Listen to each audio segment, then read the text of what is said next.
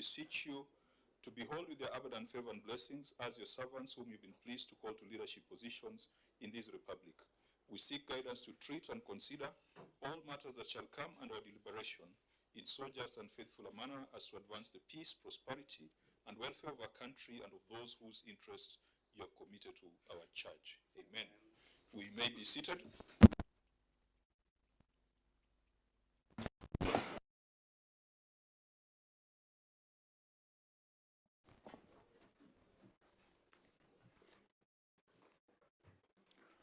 Honorable members, once again, I welcome you to this meeting of the Public Accounts Committee. This is the second segment of our meeting. We spent quite some time earlier on getting a brief from the Auditor General, and I think that has taken care of half of the work which you should have done today. So we'll go into the formal session today, and we'll start with adoption of the agenda. Our agenda is to consider the implementation status on issues raised by the Auditor General on Nakuru County for the three reports: the County Executive, the Receiver of Revenue, and the County Revenue Fund. Could I get a proposer from the members? Chair, I propose. Thank you, Senator Gataya. Seconder? Chair, seconds. Thank you, Senator Wambua. We will do a very quick round of introductions, very, very quick, starting with members of the Senate present. Let me start from Senator Dulo. Oh, sorry, Senator Lelegwe.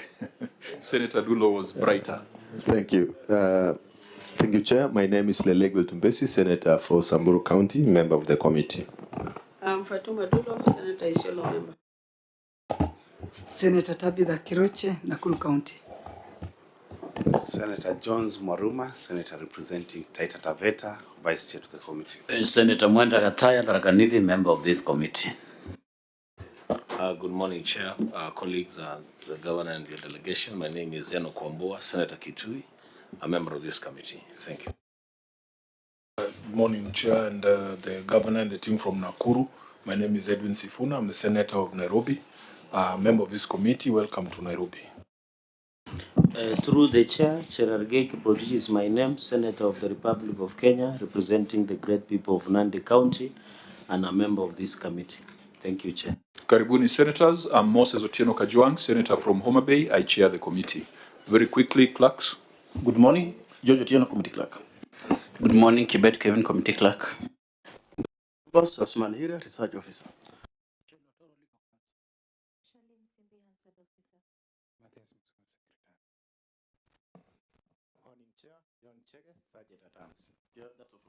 You're welcome. The Office of the Auditor General.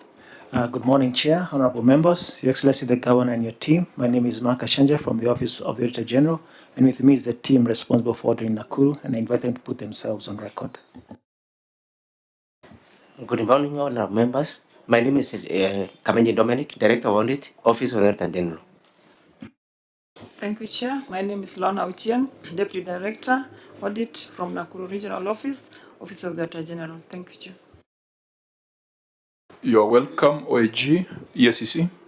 Yes, good morning, Chair and honorable members. Christine Mweo from ESCC. Thank you. Karibu, and the Control of Budget. Thank you, Chair. Good morning.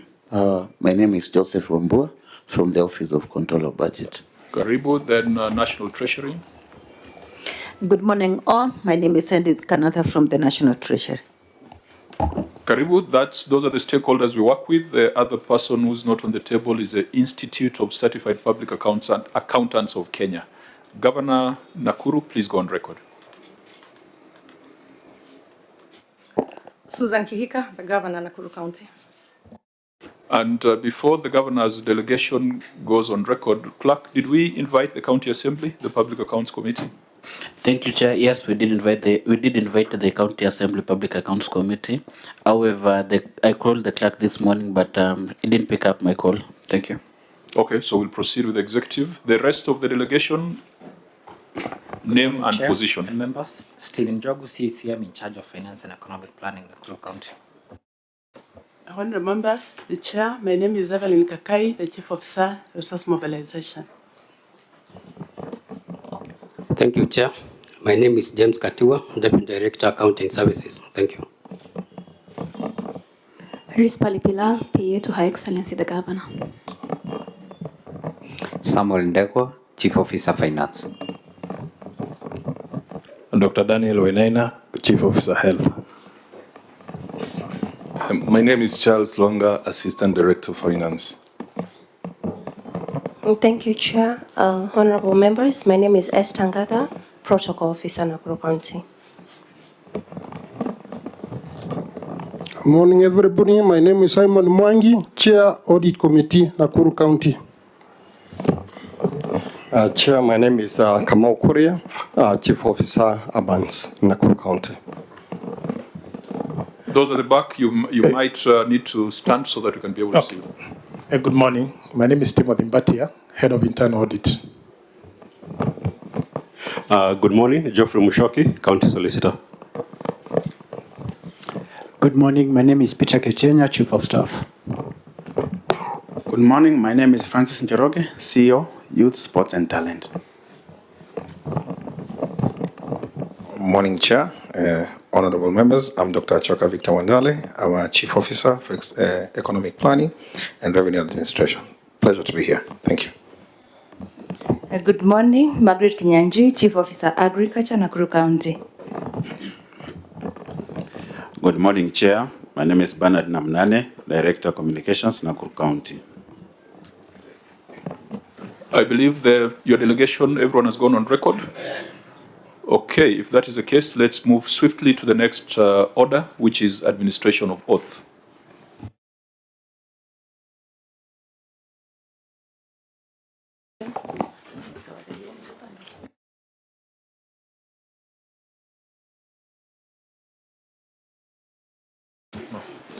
Okay. I, Susan Kihika, do solemnly swear that the evidence that I shall give before this committee in respect of the matters before the committee shall be the truth, the whole truth, and nothing but the truth. So help me God.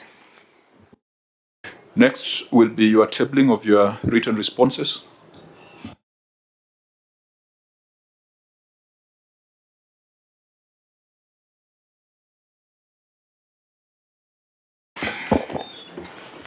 Thank you, Chair. Mr. Chairman, sir, I hereby table the following documents before the committee: management responses and accompanying annexures on the report of the Auditor General on the County Executive for the year 2024-2025, management responses and accompanying annexures on the report of the Auditor General on the receiver of revenue statements for the County Executive of the financial year or for the financial year 2024-2025, and management responses and accompanying annexures on the report of the Auditor General on the County Revenue Fund for the County Executive for the financial year 2024-2025.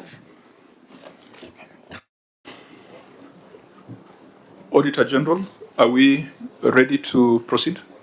Thank you, Chair. The responses were brought on time and we are ready to proceed. Thank you, Chair. Clerk of the Senate. Thank you, Chair. Yes, I can confirm that the responses were received in time.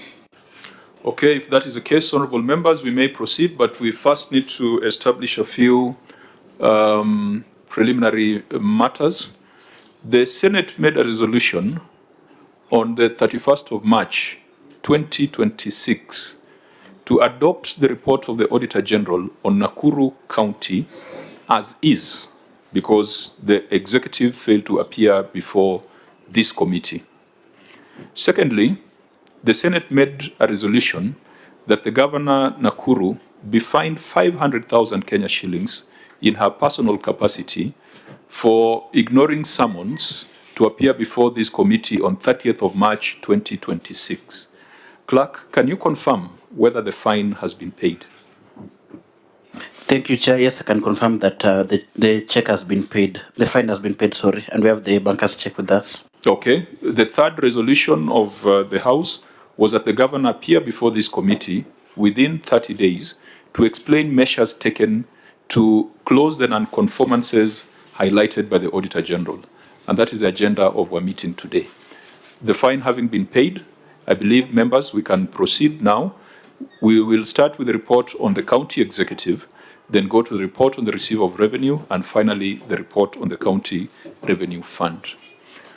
Since we have spent quite some time, about an hour, going through this report, I can confidently say that half the work is already done, and the other half will now require the governor to respond. We will categorize the issues in this report into three. The first category are the issues where the Auditor General is satisfied that the county has taken adequate measures. We will not waste time on those. The second category are issues that require further explanation by the governor. We will spend more time on those. And the third category are issues that can be pushed to be considered in the substantive audit for 2025-2026, which has already begun. I believe the Auditor General is already on the ground. So we will isolate the issues which we must deal with here and the issues which shall be pushed to the next audit cycle. So let's start with the report on the Executive Auditor. Tell us what your opinion was, and then we go to the basis of that opinion. Thank you, Chair. For the year 2024-2025, Nakuru Executive Office got a qualified opinion, and it had 34 issues. 9 of the issues were on financials, and 2 on emphasis of matter. Other matters which relates to prior year issues was 1.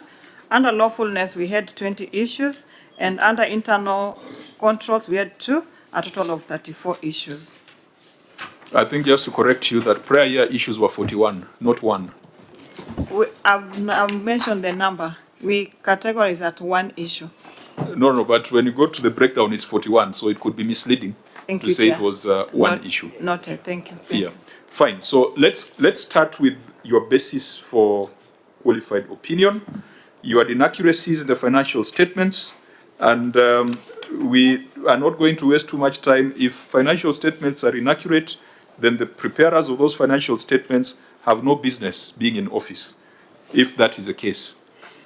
So tell us whether, in your view, the financial statements are still inaccurate on account of the 2 issues that you highlighted there. Thank you, Chair. As per the verifications and the reconciliations that were brought, the financial statement is now accurate. So the irregular transfer to other government agencies, that has been addressed? Thank you, Chair. This one, the reconciliations were brought and they are adequately addressed. Unsupported adjustments balance? These adjustments were based on the adoption of the accrual, and in our cash basis transactions, we used to admit purchase of things like seedlings to the farmers as acquisition of assets, and because we are adopting the accrual basis, those things cannot be categorized as assets to the county, so they have to be adjusted accordingly and removed from the assets register.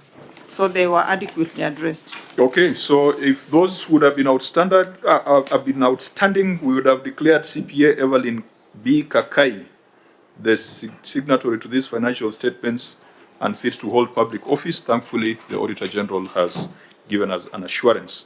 Let us go to the other issues. The issue number 2, property, plant and equipment without ownership documents. Thank you, Chair. This issue is still outstanding, and if I may read. Please proceed. The statement of financial position reflects property, plant and equipment balance of 23 billion as disclosed in Note 26 to the financial statement. However, review of the property, plant, equipment records revealed that there were 218 motor vehicles which did not have logbooks and 878 parcels of land without title deeds or allotment letters. No explanation was provided for the absence of ownership documents for motor vehicle and the parcels of land. Further, the land register indicated that 10 parcels of land had been encroached by illegal settlers and private developers, and management had not taken any action to reclaim or settle the matter, to acquire titles or encroach parcels of land. In the circumstances, the accuracy, completeness, and ownership of property, plant, and equipment balance of 23 billion could not be confirmed. Thank you, Chair.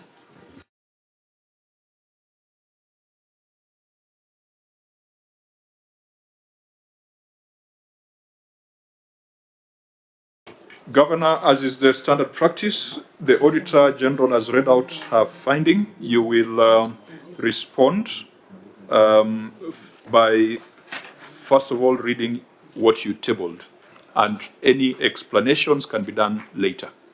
Proceed.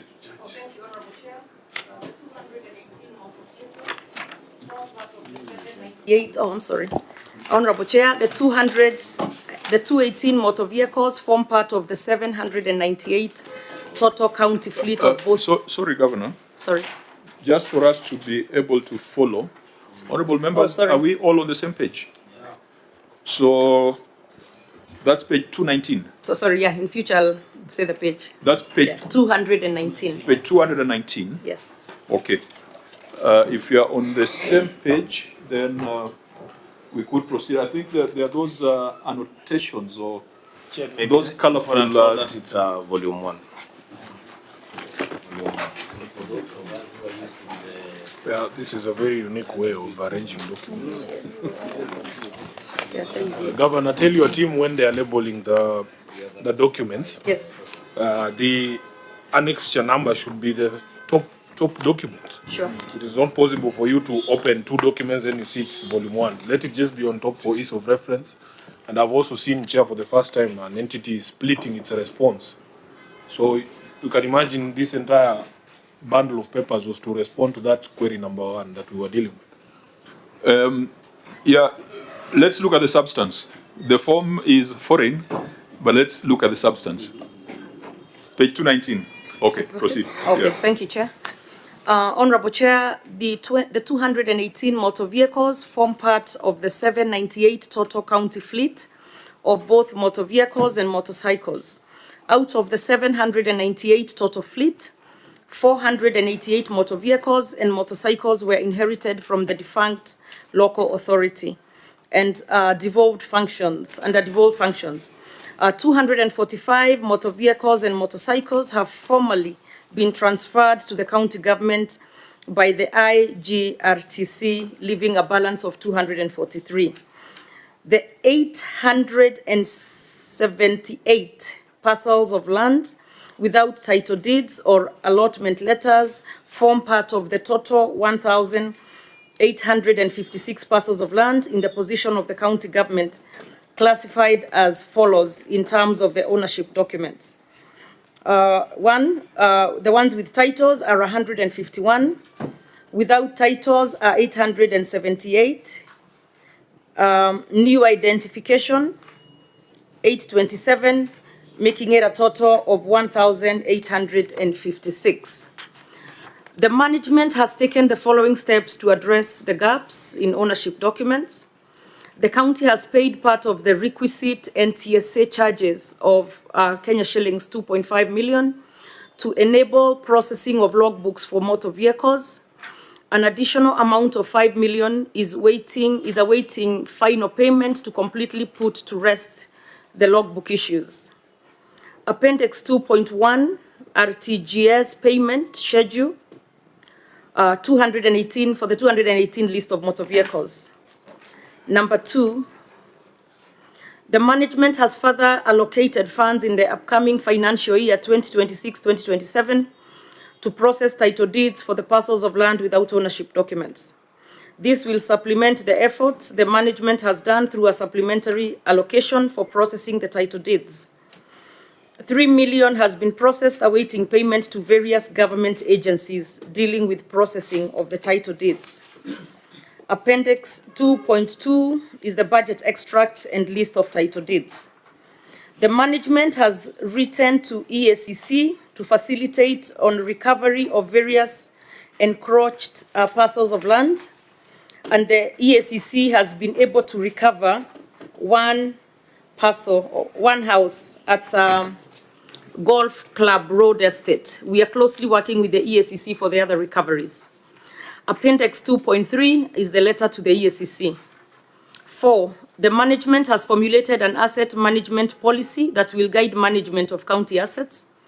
The policy is in line with the PFM Act 2012 and the enabling legislation and policies as guided by the National Treasury.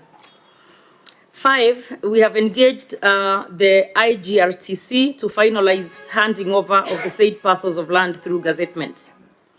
Appendix 2.4 is the letter to IGRTC. The management commits to process ownership documents on timely basis for any acquisition of assets. Auditor General, what's your comment on that response? Thank you, Chair. Our response is based on the evidence on page 242, where the county government has written to the Intergovernmental Relations Committee on the number of parcels they have, where they have indicated they have 1,460, while the one that was gazetted by the IGRTC was only 98 parcels of land. So we were at loss because if these 1,362 parcels of lands are not gazetted and the committee was tasked with the responsibility of handing over the assets, the county may lose some parcel of land. Thank you. Okay. Maybe if there are any follow-up questions from members on this, because it has two distinct elements. There's an issue of motor vehicles and there's an issue of land. And I think on the land, we'll probably link it to our earlier conversation on leases. I think we had, in our brief, we had a conversation around leases, which will demonstrate maybe the situation in Nakuru. So, honorable members, because for motor vehicles, really, Governor, this 798 total fleet, if 488 were inherited from defunct local authorities, are they still serviceable? Because that means that at minimum they are 13 years.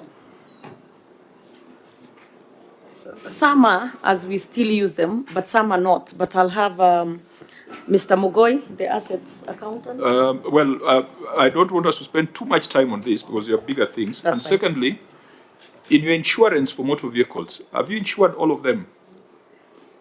The ones that are operable. So the ones that are not, we have not. The ones that don't move, we have not. Right? So, Auditor, one thing you could help us with in this audit is that these 798 vehicles, how many of them are serviceable? How many because we have seen cases where counties take out insurance for vehicles that are unserviceable.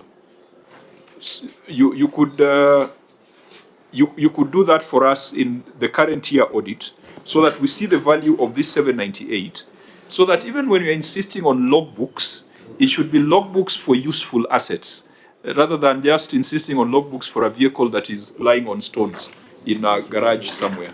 Maybe that could add further value to this particular matter. You could advise us on that and confirm to us whether the insurance cover is applies to all the vehicles, and we find out whether they're taking comprehensive insurance for unserviceable vehicles, as you have seen in some other counties.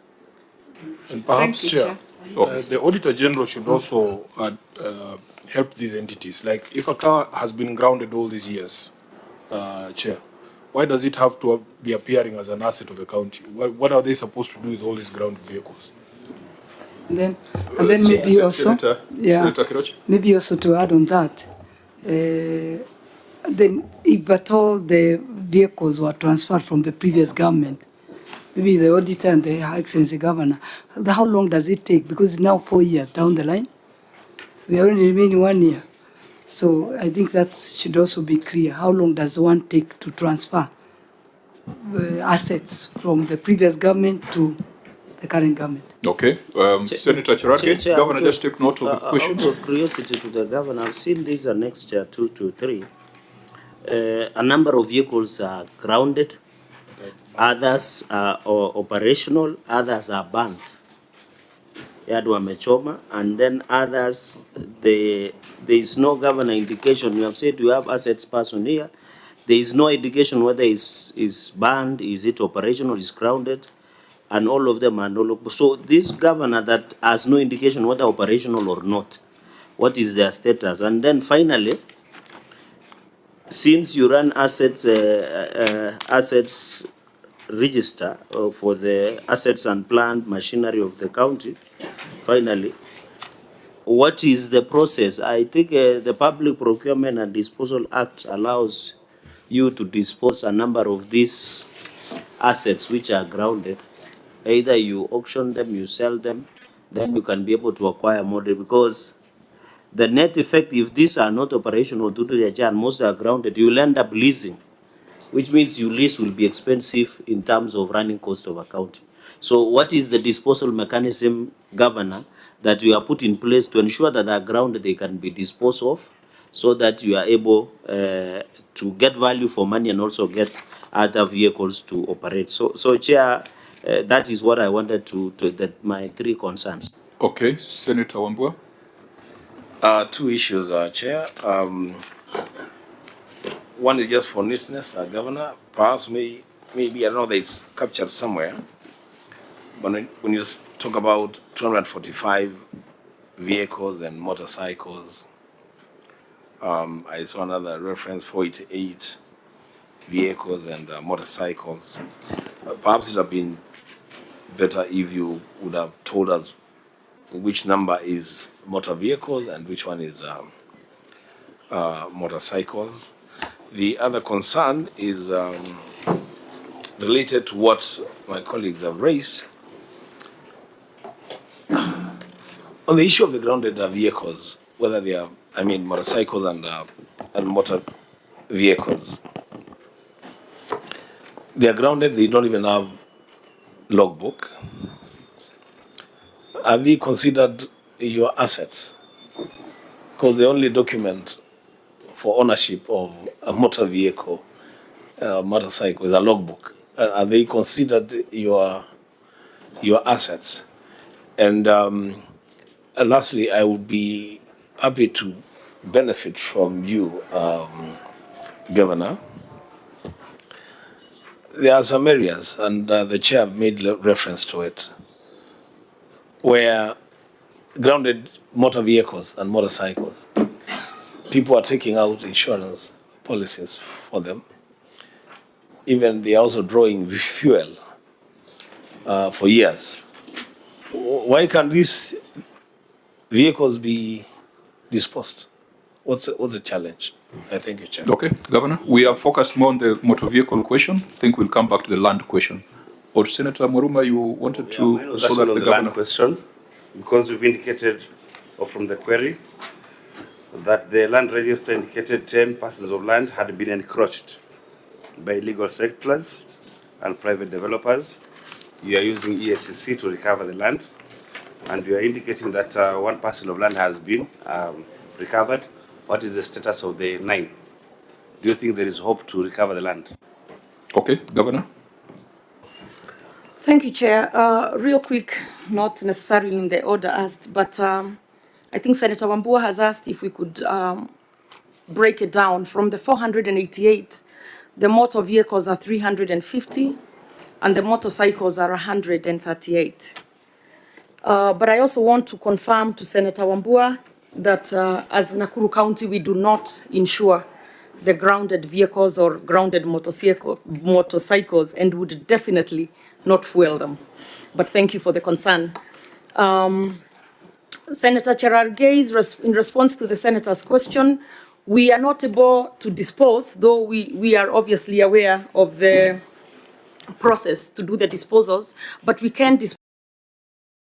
So once we have the ownership, then we are able to dispose. So we are waiting to get the logbooks, and then we are able to dispose the ones that are grounded and that do not move. For Senator Keroche. A quick one on that, just a follow-up on that. So the ones that you have logbooks and they are grounded, have you disposed? No, we have not. We have not. Sorry, through the chair. On Senator Keroche's question on the 4 years to transfer from the previous government, we are actually talking about transferring from the former defunct, that's what, 13 years now, about 13 years. So it's not from 4 years. It's not from the previous administration. It's actually from before devolution. But we are in the process, and we had to wait for, we are in the process, and we shall get them completed soon, Chair. Now, Auditor, I think there was a question on why we are keeping them in the assets register despite them being old and unserviceable. I believe with accrual, we are now doing depreciation of assets. So it means that progressively we'll write them down to a point where whichever residual value they would be. Okay. Senator Lelegwe? Chair, when I refer to Annexure 2.1, the RTGS that payment for the schedule for the 218 motor vehicles, when I go to that schedule, there are several vehicles that do not indicate the status and the location or the operational status of that vehicle or the location of that vehicle, but it is in the list that have been submitted for payment, for logbook. So how do you submit a vehicle that you don't know the location and you don't know the status? Just go to that list, you will see some.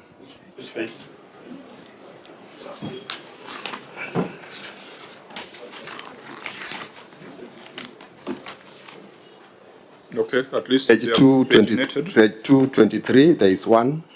The status is not known. Number 9. Then when you go to 224, there is 30, 31. There is 34. Then you go to 25. There are several. Oh yeah, so page 223, you are referring to that row number 9? Yeah. That vehicle registered in 1980 before you were born. Okay. Okay. My issue is the list has been submitted for payment. For logbooks acquisition. So I'm asking whether you can include a motor vehicle that is not, that the location is not known and the status is unknown. Yeah, and there are several. I'm wondering, there's one that was registered in 1910. Have you seen that one, Governor? 1910. Number 4. That should be taken to Even the number 4. That's actually an asset. Should go to the concuse. 1910. Number 43. Even number 10 is another. It's at page 228. A motor vehicle that was registered in 2011, number 138. It's not, the location is not known, and the status is not known. But I just wanted the governor to clarify whether you've paid for all these motor vehicles included in this list. Okay. Before you do that, Senator Omogeni, Senior Counsel, please go on record. Yes, thank you, Chairman. My name is Okongo Omogeni, Senator of Nyamira, a member of this committee. I'll also be interested just to know what model these vehicles are. There are so many of them, the ones of 1910. At page 224, there are about 3 of them that were registered in 1910. And the governor has confirmed that it has taken us 13 years, NAKURU County, to know the vehicles to transfer or to know which ones to throw and which ones to register. So I think there is some things that are not very clear. Okay. No, I'm not saying throwing. Honorable members, let's get back to this. Came 13 years so that I to do this process. With For this Senator process. Question. Okay. Whether to find out from the governor why we have the Nakuru City County as a full, complete asset register. It will be able to answer what Nakuru has. So maybe the governor can tell us what is the status, so that it is easy to assess. But for the 1910 Senior Council, you can bring Concord guns here in Nairobi. They normally have for the old vehicles. Okay. Even though your last question, this would be the subset of the total asset register. So as to that question, this is the answer of the asset register. But Governor, you may make a quick response, because I think we have more substantive issues ahead. This one, we are just doing warm-up. It's okay, Chair. I will hand over to Mr. Mogoi as far as the specifics of the registry. However, I will point again, maybe I wasn't very clear when I talked about the 13 years. It was not that the county government took 13 years to register, but a lot of this stuff is just coming down from IGRTC, the committee, the Intergovernmental Relations Committee, and previously held by the State Department of Devolution. So as counties, we are just now getting this pushed over or pushed down to us, and now we are doing what we need to do by keeping the full registers. So Mr. Mogoi, you may proceed with the answer.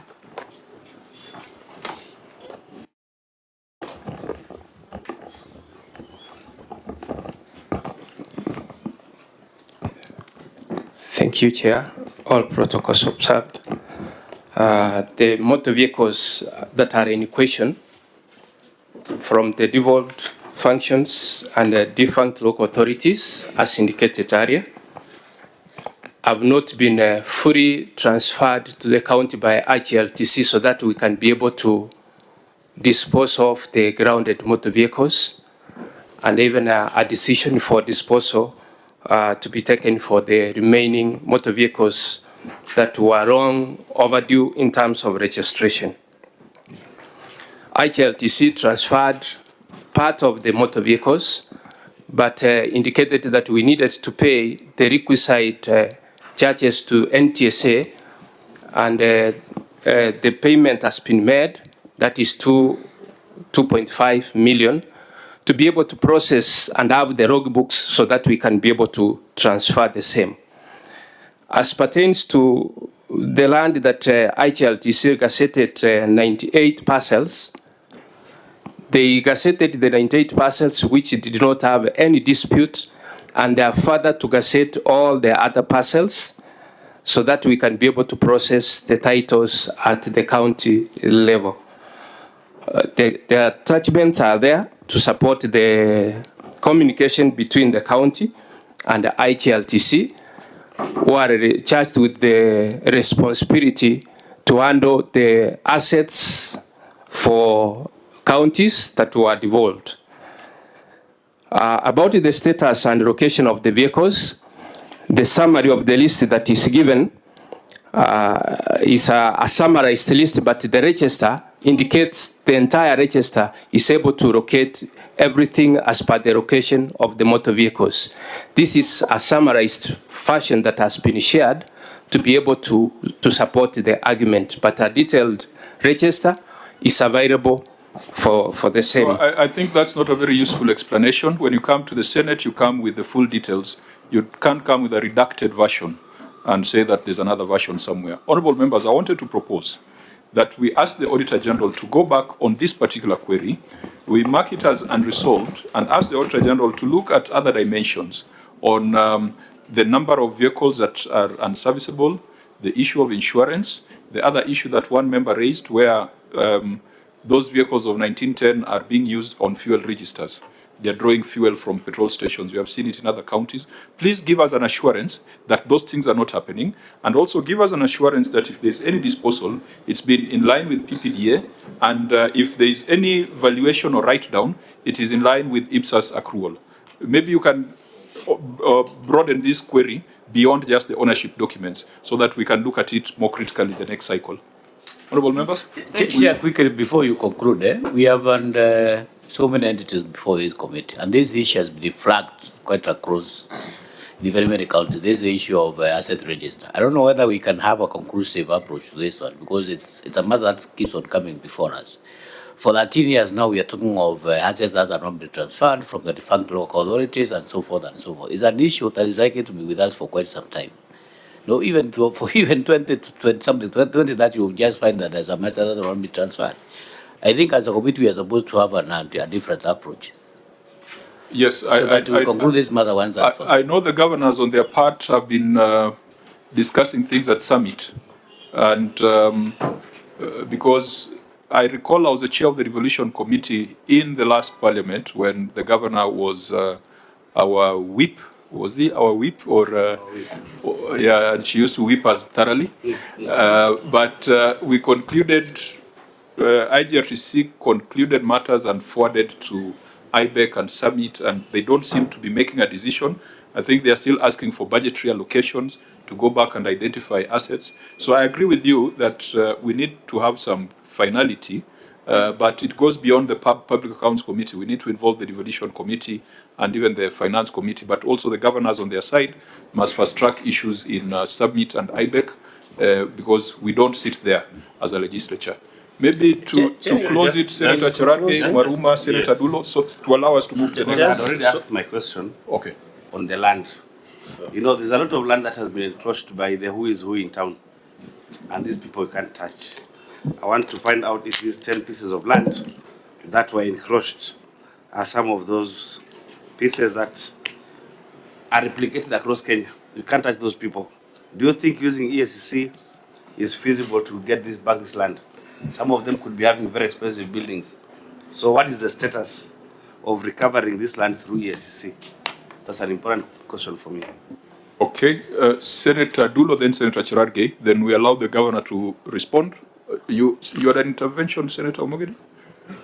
Me, I just wanted whether we are accepting it on record that the county government of Nakuru has made a request to National Transport Safety Authority, NTSA, to issue them with logbooks for vehicles that were registered in the year 1910.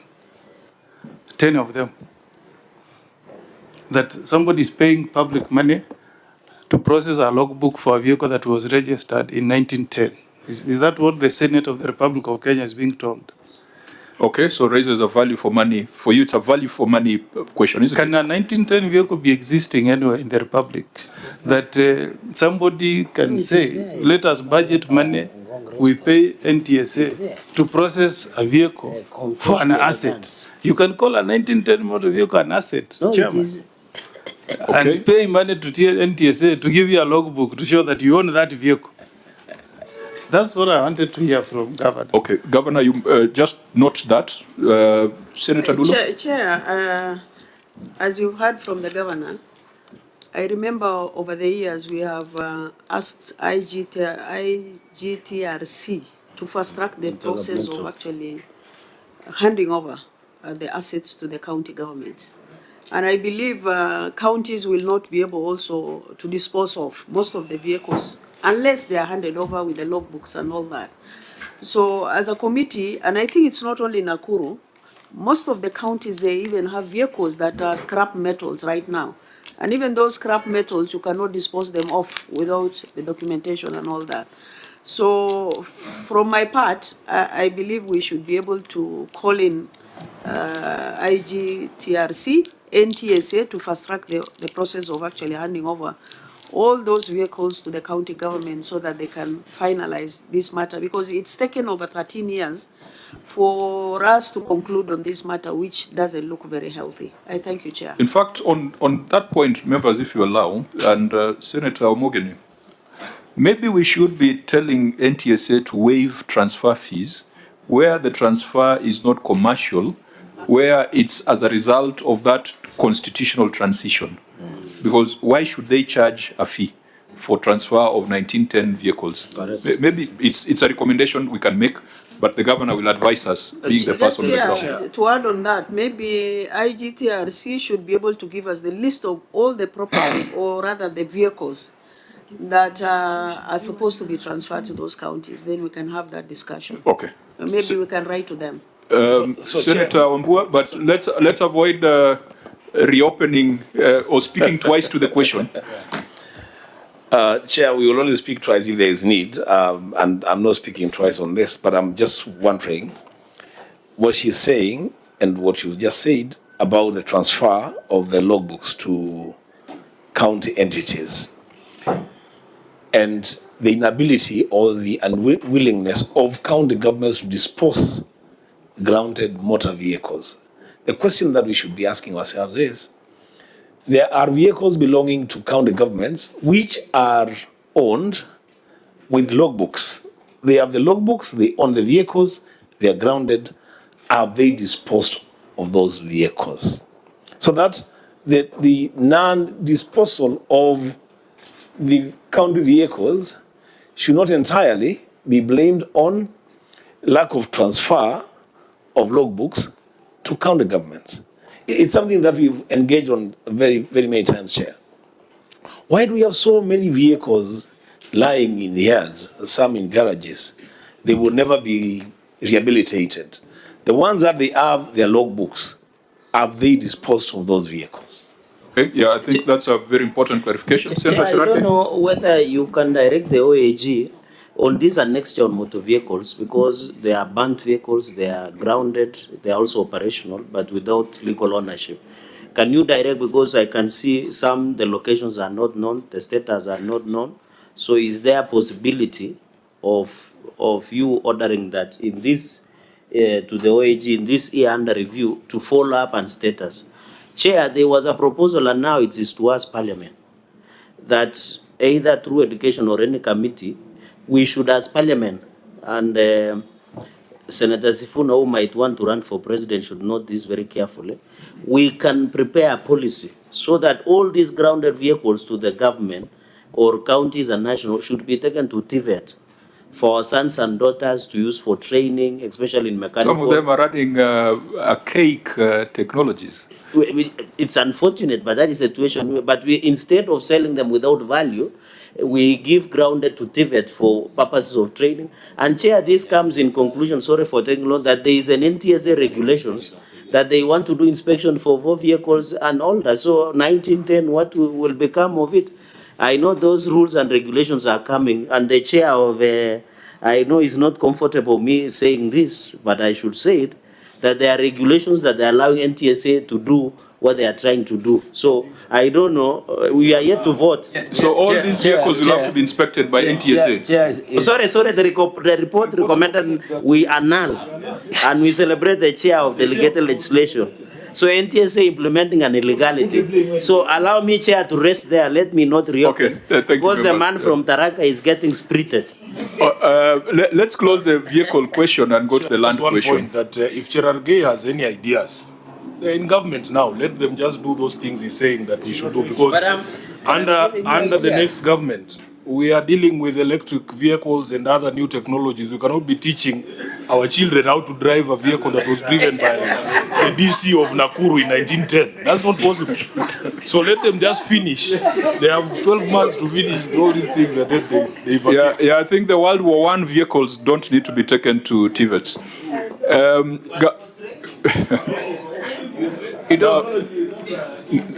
No. Serious? No. Governor, I think make your response brief, because really we are not talking of loss of funds here. We're just talking about prudence in management of resources. Thank you, Chair, and thank you, members. And I like that spirited debate, because actually here we have an issue. One, without the logbooks, even if it's from 1902, we cannot dispose. I mean, we just cannot. We would run, we'll be in trouble. We actually, I'm being told that there's a time before my time where they tried to dispose such assets and they could not because there are no logbooks. So one is that issue of the logbooks. Two, for us, we have made a prudent decision based on finances that for the vehicles we have paid to have NTSA get us logbooks. Those are only the serviceable vehicles, not those that are sitting on stones. But I think, Chair, you have just cracked it. If we could get NTSA to give us waivers on the transfer for those that don't move, maybe at nominal value, then we would be able to dispose of those vehicles, and even if it's 1,000 here, 1,000 there, maybe be able to buy a new vehicle. So that has been a problem. We can't dispose because we don't have the logbooks, and we also cannot go get logbooks for vehicles that are actually not serviceable at all. On the land issue, so that was that on the vehicles. And on the land issue, as we said, we have 10 that we have involved the EACC. Thankfully, one has been returned. The other 9, the investigations are still ongoing. There's also an issue as far as some of the other land from the State Department of devolution, or where they are not, initially they have to identify the land, value it, and then transfer it to us. So they keep telling us there's no budget. So there's also a financial implication that has made the progress very slow. So those are some of the issues as counties we are facing, but I also agree with you, and I think Senator Dulo said it very well. If you could have the IGRTC people before the Senate, perhaps they can help hasten or kick the ball further down the road, because they really hold the key to unlocking a lot of this. And when they are slow, we are also grounded. Thank you, Chair. Okay, Mark, so then we maneuver to the land question because there's a substantive matter there that will bring up the land issue. Okay, thank you, Chair. I just want to bring to the attention of the committee that when it comes to the transfer of assets, they are broadly categorized into two. There's the assets held by the defunct local authorities and the assets of the devolved functions. When it comes to assets of the defunct local authorities, there's a Gazette Notice number 2701 of 24th March 2017, which transferred all those assets of the defunct local authorities to the counties as is where is basis. That was done. What is still pending, Chair, is the transfer of national government assets now of the devolved function like agriculture and health, which were held by the central government then. So, Chair, that's, I think, where we are on that. So on the issue of the motor vehicles, auditor, keep it in view, broaden it out so that we can establish whether there is misapplication of public funds. Now, coming back to the land question, let's just, so that we base everything on the report that is before us, let us go to the audit finding on closure of Nakuru War Memorial Hospital, because therein there is a matter relating to leases. Perhaps that will now help us to understand the issue of land ownership and transfer in Nakuru. So, Auditor General, it's in the audit certificate is under emphasis of matter, closure of Nakuru War Memorial Hospital. Thank you, Chair. The report is on emphasis of matter number 2, closure of Nakuru War Memorial Hospital. As reported in the previous year, Nakuru War Memorial Hospital sits on a plot number, Nakuru Municipality Block 11/107, that measures approximately 11.25 hectares of also host Nakuru County Referral and Teaching Hospital, Nakuru Annex Hospital, and the State House landfill. The land was leased to War Memorial for 99 years from 1st May 1922.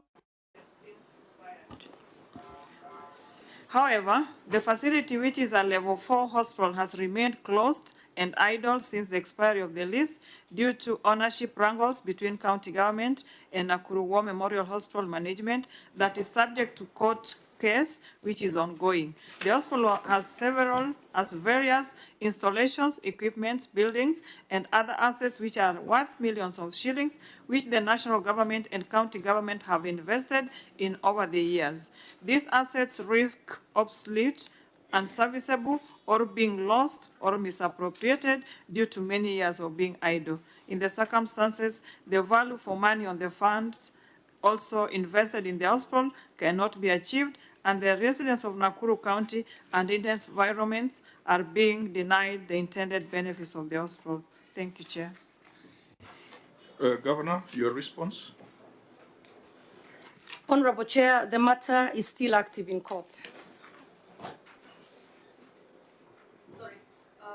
Sorry, Appendix 2.1, the case number Nakuru E077 of 2024. Sorry. I think it would be useful, Governor, for you to read what is there on the fourth, that column before the column that you read out. Management responses at 5th February 2026, and maybe it's just confirm the page number. Sorry, page 366. I'm sorry. Okay, just read your first management response and then the steps taken so that we sure. We get the totality. Sorry, Chair. Okay. Honorable Chair, there is an active court case involving the county government of Nakuru and the War Memorial Hospital. There is a court order number E077 of 2024 by the Court of Appeal directing the reopening of the hospital, and a joint committee was formed with representation from the county government and the defendants. The joint committee has since been established as per the court order, and deliberations are ongoing. Appendix 2.1 is the court order, and Appendix 2.2 are the appointments. So, Governor, wouldn't it be useful for you to tell us this joint committee as directed by the court, which you are saying has been formed with representation from the county government and the defendants, what is it supposed to achieve?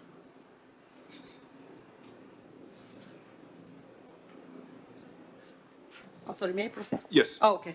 Yes, the Court of Appeals directed that there be a joint committee between the county government of Nakuru and the defendants for the hospital to operate as the court cases are determined.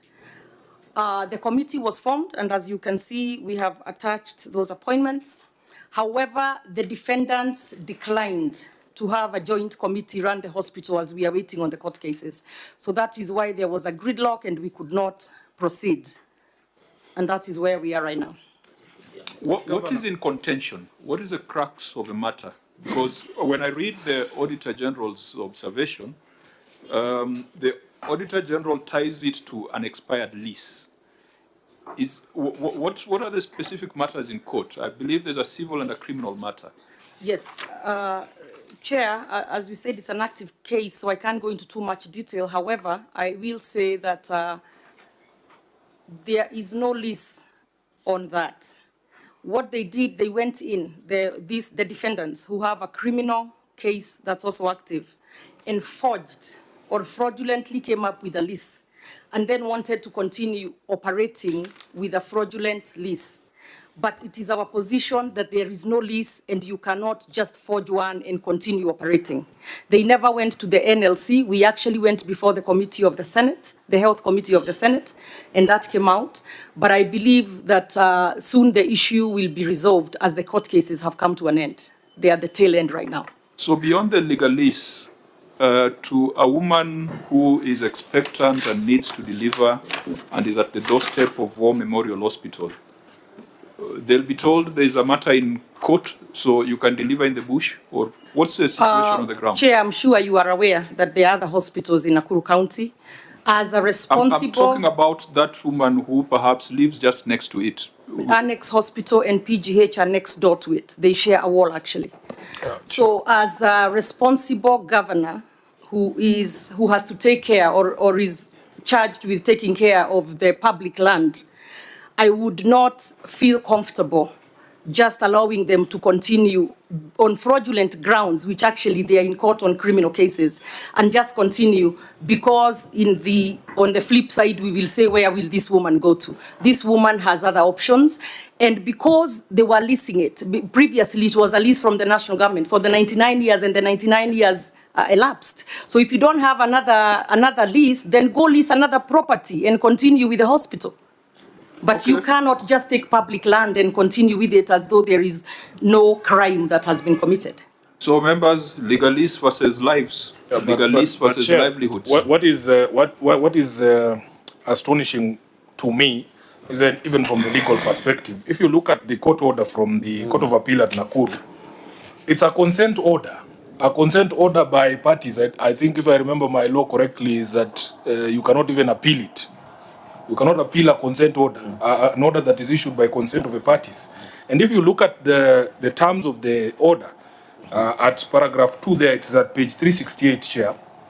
The hospital shall be opened immediately under the joint management of 2 persons nominated by the applicant and 2 persons nominated by the first and second respondents.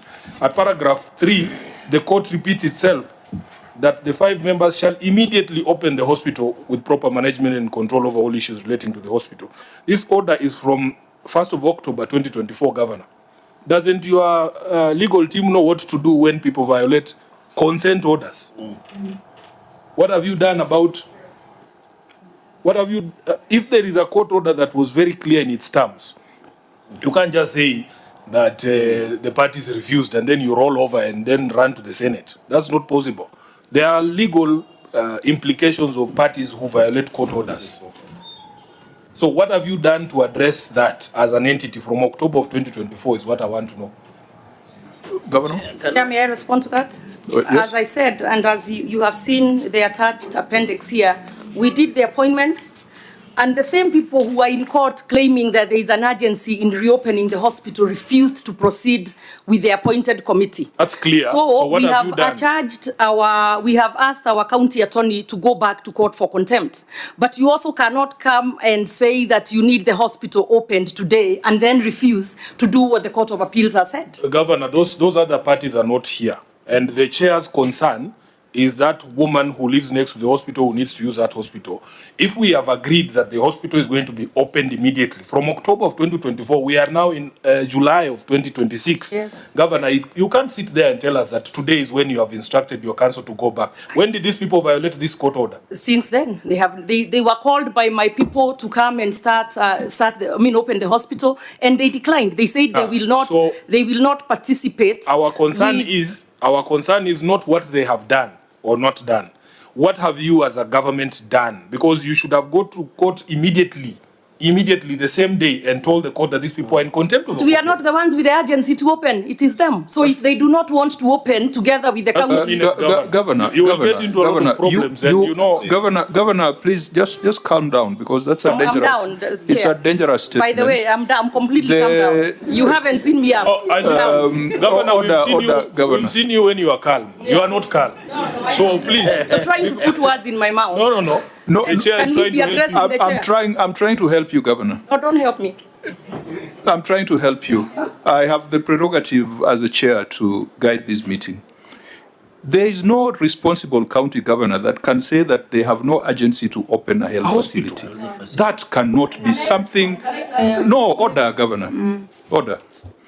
You're telling me not to help you, now you want to respond. Do you want to say those condescending remarks on record? I mean, you are saying the chair is condescending, honestly? Yeah, I mean, when you say I want to help, you cannot cast aspersions on the chair. Okay, sorry, you have been a speaker and a member of the House. No, Chairman. I have desired, honourable members, I know these tricks. Which tricks? When issues are heavy, people resort to sideshows so that we terminate the meeting. This meeting is not terminating. This meeting shall continue. Whether the client is hostile or not, we shall continue. So, Senator Sifuna, please proceed. You know, Chair, the question was very straightforward, Governor. If we go to court with you and the court says you guys go and do this, if the other party doesn't do that, and you're being let down by your legal team, they know what to do, unless there is something that you're not telling us. Because I had somebody introduce themselves there as a county solicitor. Yes. You have in-house legal help. You have a court order for the people of Nakuru. Why is it not possible for you to go back to the court and say, these guys are in contempt of court? Is there a story that you don't want us to know? Now, members, let's get the interjection so that, because I do not want an exchange between the governor and my committee, let the governor take note of the questions, then she will respond. Senator maybe I can add on what Sivuna was trying to raise, and what the chair is trying also to raise. And I can tell the reason why maybe the governor is so, with due respect, with a lot of agitation, is because whatever she's saying, she's lying. She's lying to the committee as a senator of Nakuru County. I can clarify that. Governor, sorry, Senator. Order, Governor. This is my job. Senator, just withdraw the word lying. I've withdrawn. I've withdrawn. Yeah, proceed. With a lot of respect, I've withdrawn. But the War Memorial Hospital has a genuine lease. I want to put this in record so that after this you can know what to do, so you can help the Nakuru people. Has a genuine lease. The War Memorial Hospital has 10 court orders to be reopened, that hospital. I've just heard from our governor, from our excellent governor, that it is the joint committee on the side of the War Memorial. They are the ones who refused to come for the meeting. But for me, what I have on my table is that your side of the county government, in that committee, they are the ones who've been frustrating that joint committee to do the needful, or what they've been directed to do by the court. And what now I have, the report I have on my whatever the report now I have is that there is demolition of buildings and properties within the hospital, and it is sad that it is being done out of the offices of the county government. I don't know whether you're aware of that. And then, are you aware that that act that they are doing is criminal? These are criminal acts. And what is the motive of the demolitions of the hospital? So to me, to the chairman now, is to ask, I know the health committee, I took this matter to the Senate, and the health committee were directed to take up the matter. They didn't do anything when they came to Nakuru. They just went round and round, entered the office of the governor, went to Baringo and left. But then now, I think the Nakuru County people want that hospital reopened. I know there are many hospitals, what the governor is saying, but it has been reported that our hospitals are congested. 3 women are lying in one bed, even after giving birth. It's known that they've been congested. So we need that hospital to be reopened, because the services that we used to give, it is the same services like the ones we come all the way to Nairobi Hospital. So our people now are being referred maybe to go to Eldoret, to other neighboring counties, where we know the War Memorial used to serve, even the neighboring counties, and it was one of the top hospitals. So if the courts have directed that hospital to be reopened, I think Her Excellency has the liberty to ensure that that hospital is opened. And being the lawyer, it's better than me. Me, I'm not a lawyer. Me, I'm just a business person. The way the control of budget is trying to show that there is a lot of things being wasted there, running out. There are machines in the hospital, and they are all running out now. So, and it's about 2.5 years that hospital has been closed. The courts have stocked. Even the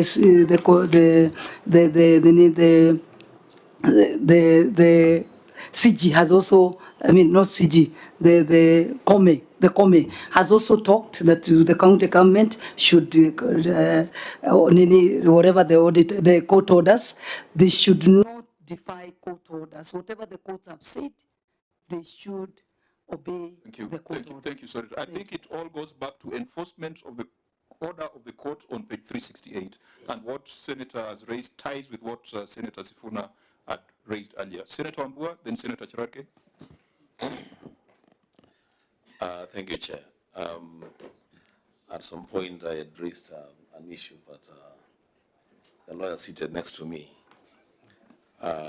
whispered and said, it's okay, let it slide. Now, Chair, you know, this matter of the Nakuru War Memorial Hospital is a matter that is in the public domain. And Chair, remember we had this during our briefing, and I just want to go on record on this. Why can't we go to the audit query,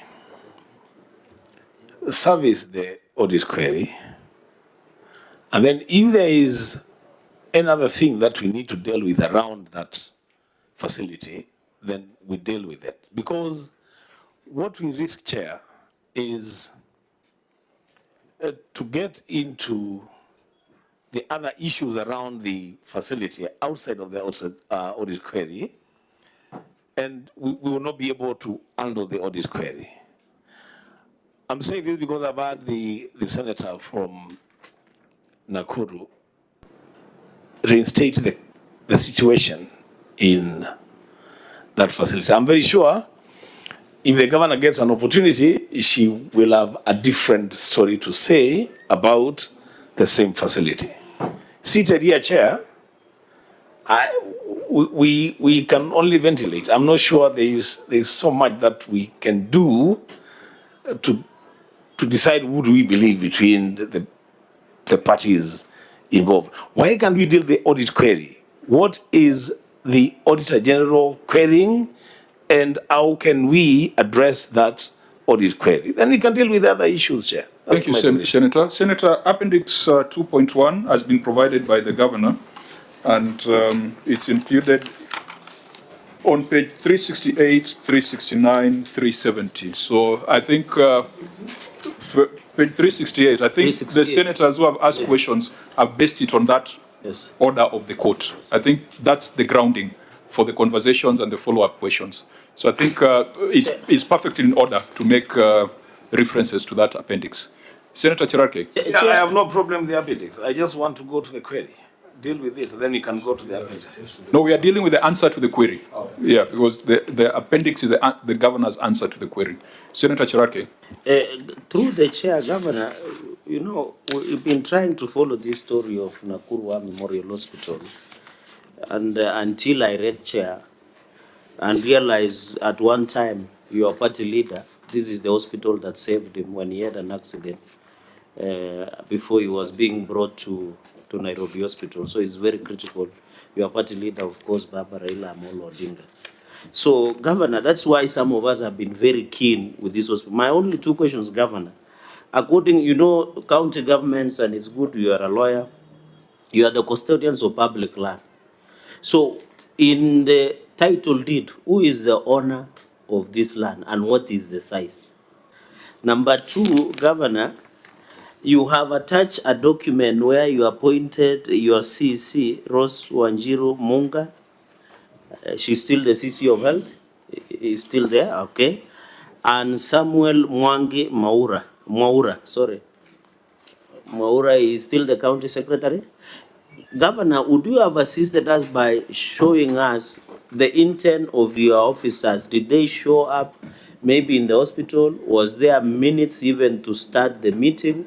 Was there something recorded that shows that on your part, as per the Court of Appeal order, you had an intention and an aim to ensure the hospital is reopened? Because you and me agree, any health facility that will assist in treating our Kenyans will be more than welcome. So was there an intent from your part? And finally, I've heard the county solicitor, and maybe you will allow through you to tell us, because he is being paid salary through the taxpayers of Nakuru and Kenyans. Because it is, you are one person, but these are some of the people who advise us. They should have noticed that when there was violation of this court order, because I want to believe the county attorney or county solicitor sits in your cabinet, he should have alerted you as the governor and told you there is a contempt against court order. So is it the right time that the county solicitor might tell us also, because he cannot run away from responsibility? And Chair, you remember we have even sanctioned membership members who violate their membership, including East Park and Law Society of Kenya. So if we find that the Nakuru County solicitor or county attorney did not do his job by ensuring that the contempt proceedings are pursued, then this committee, we might be forced to go to write to the LSK for disciplinary action, because these are part of professional work that they should do to advise the county government. So, Chair, those will be my three questions. Okay, for Senator Maruma. Yeah, for me, I would like clarity from the governor. If Nakuru Memorial Hospital is a private hospital or a public hospital, because my reading of the query in this second last paragraph is that the hospital has various installations, equipment, buildings and other assets which are worth millions of shillings and which the national and the county governments have invested over the years. Why, if it is a private hospital, should the national government and the county government invest monies there? I would want that clarity, Chair. Governor, you may respond to the various issues. Oh, sorry, before you respond, Senator Mogeni, then Senator Gataya. Yeah, Chair. I'd like to know from Governor. This matter was in court on 1st of October, 2024. Yeah? And the court directed that parties were to appear in court on 7th of October, 2024, to confirm compliance. And the third directive was that this matter was to be heard before the High Court and be concluded within 60 days. Meaning, Chair, that even the High Court appreciated the urgency of this matter. And we know our health facilities are really not able to meet the demands of Kenyans. And I mean, if you really have interests of your people, you will understand that we don't have enough medical facilities. So from this date, 1st of October 2024, you appeared in court formation, no compliance. 60 days for the hearing of the matter is over. We are now in July 2026. What has the county government done to ensure that this matter is concluded one way or the other? Okay, Senator Gataya. Chair, we are treating two conflicting statements that Memorial Hospital has a genuine release away from the one that expired of 99 years. Then we have another statement that tells us that that release was fraudulently acquired. So I don't know which one are we are supposed to consume as a committee. Those are two conflicting statements. Okay, if I were to give directions, we have already been informed that the criminal proceedings are on the validity of the lease. So to go into it will be sub judice. So we'll set that aside. It's a matter that is before the courts for determination. Senator Adulo? Chair, we are really taking a lot of time on this matter. And the concerns raised by the Auditor General is on the value of the land, or value for money, which I believe genuinely, even if the land was allocated by national government then, right now it is owned by county government. It's important to pursue that matter to get a consideration on the property that is in hand. Number two, we have also to look at the service delivery, which is also critical. Of course, looking at the population of Nakuru. I think Governor should tell us how far she has pushed on the matter of the decision of the court, because there is contempt of court in this particular matter. If she gives us evidence, then we can be able to give our way forward as far as Auditor General report is concerned. I thank you, Chair. Governor, you may respond. Thank you, Chair. Thank you, Chair. One, I still hold my position that we did what the court had asked us to do, which was appoint members to this joint committee. And the county did that, and you have seen the attachments. But I am also saying, I'm also saying that the defendants have frustrated the reopening of the hospital jointly because they feel that it should be just them running the hospital. And again, I still hold my position. Health is devolved. That land, the lease expired. We have a new constitution. The land reverts back to the county. Number two, there was a question as far as how big that land is. It is 27 acres and also includes most of State House, Nakuru. It was part of that title. So we have that landing area for State House. We have another of my public hospitals, the Annex Hospital, that's on that title as well. So I will not sit pretty and not fight to make sure that the land reverts back to the people of Nakuru County. So that's important. The cases are still going. I am told we are almost at the tail end, so the determination should be coming here soon. We did go in front of the Senate committee, and if I am not wrong, the Health Committee, I believe Senator Omogeni sits in that committee. The Nakuru senator has also claimed that when they came to my office, the issue disappeared. Well, we have one of them sitting here, so he may know or may not know. So I don't know what that implication of that statement was. Yeah, Governor, let's just restrict ourselves to the audit issues. Sorry. Yeah, I was responding. You know, Chair, these are serious issues that have been raised, so I need to respond. So as far as talking about 3 women lying in the same bed, it is not true. But sometimes we like to throw things out there, because especially health, some people feel that it's more emotive. So if we come up with imaginations, then maybe it's gonna stick. So at the end of the day, I am just disappointed, and I will say it, that the senator of Nakuru is holding brief for criminals in a criminal case. Order, Governor. Governor, order. You cannot make those kind of allegations on a senator sitting in the Senate. You know the rules. You've been the Speaker of a House. Can you withdraw those comments, Governor, that the Senator of Nakuru is holding brief for criminals? That cannot be accepted. But luckily she's here. She can say yes or no. Order, I am the chair. Order. My duty is to enforce order. Governor, you will withdraw those comments that the Senator of Nakuru is holding brief for criminals. When she called you a liar, I told her to withdraw. Please follow suit and withdraw so that we can proceed. Okay, she's holding brief for the defendants. Is that better? Governor, please just withdraw. I didn't ask you to paraphrase. I asked you to withdraw so that we can proceed. This is a house of order. Okay. I will not accept any member here or even you, Governor, being accused of illegalities. I will defend and protect you. I will defend and protect my senators. Please go on record. If I can substantiate. Please go. You want to substantiate? By her own statements. She's holding brief for that instead of for the public land. So it is your view that you want us to spend this session on substantiation of your allegations?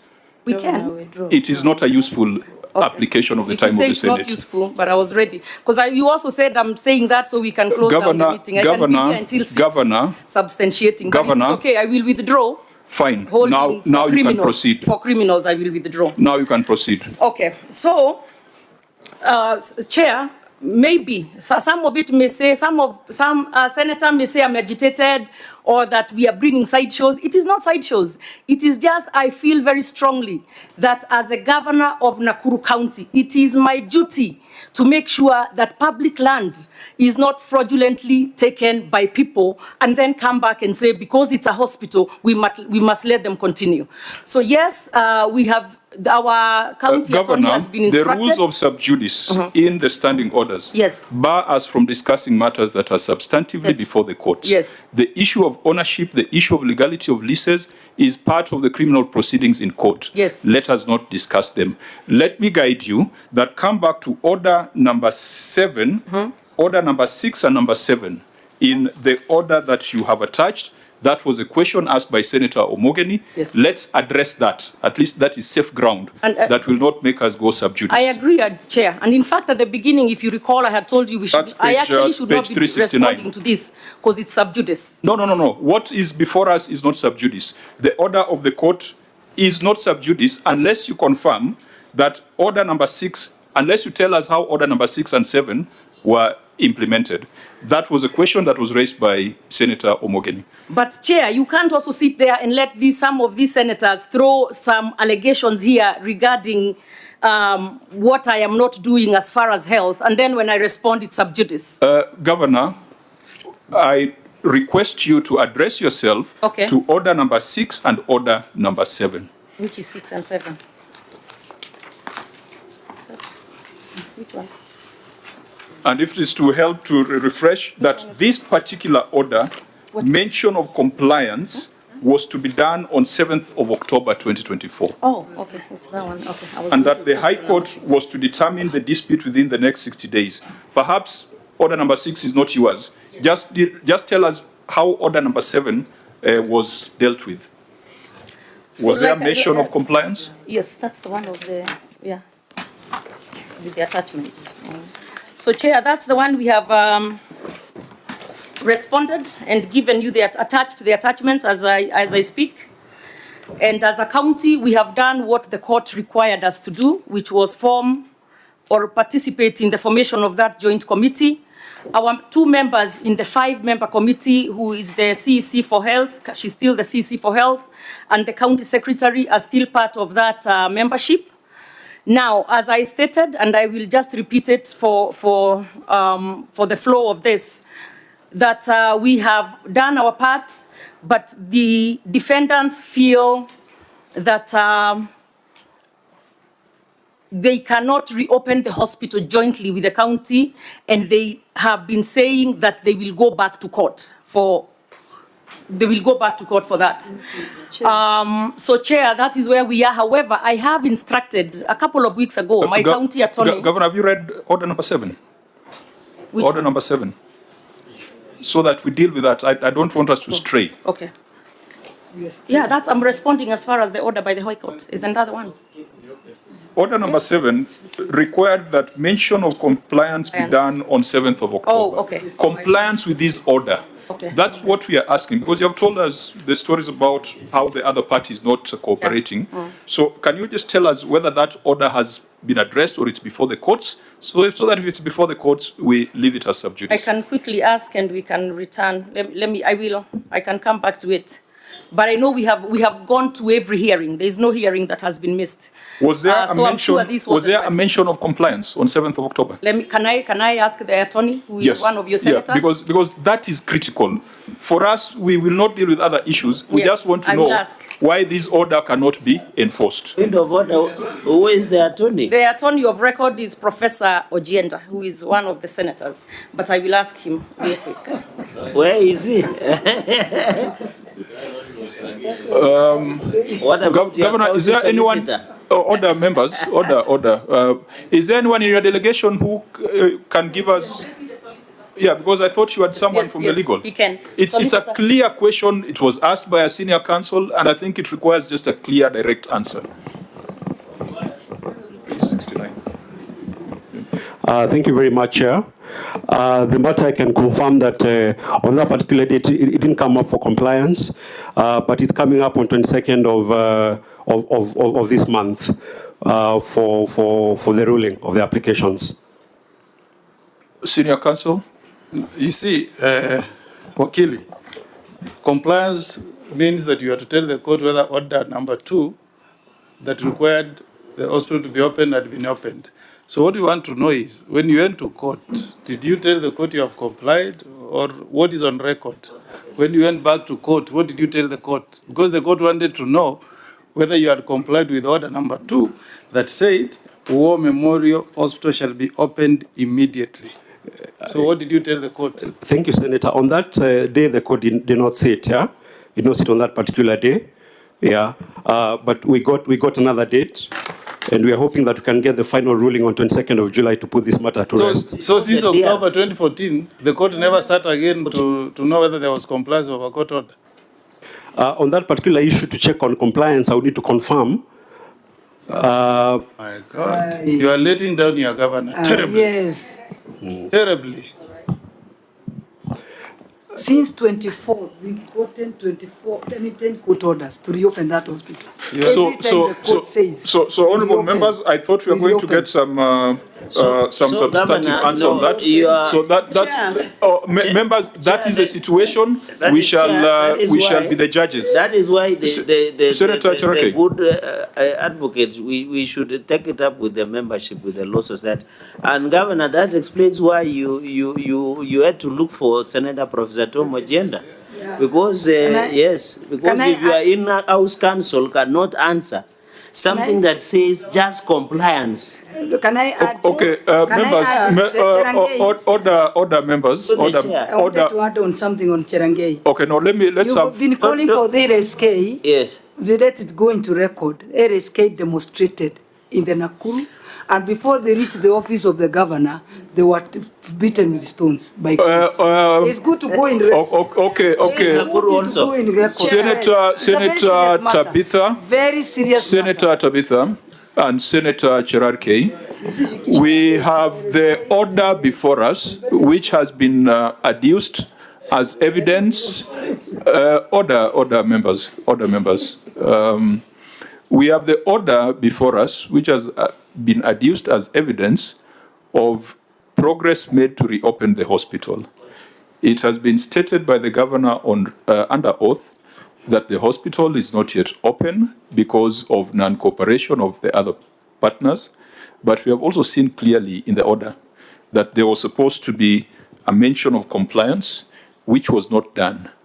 We will then have to sit down and interrogate where the problem is.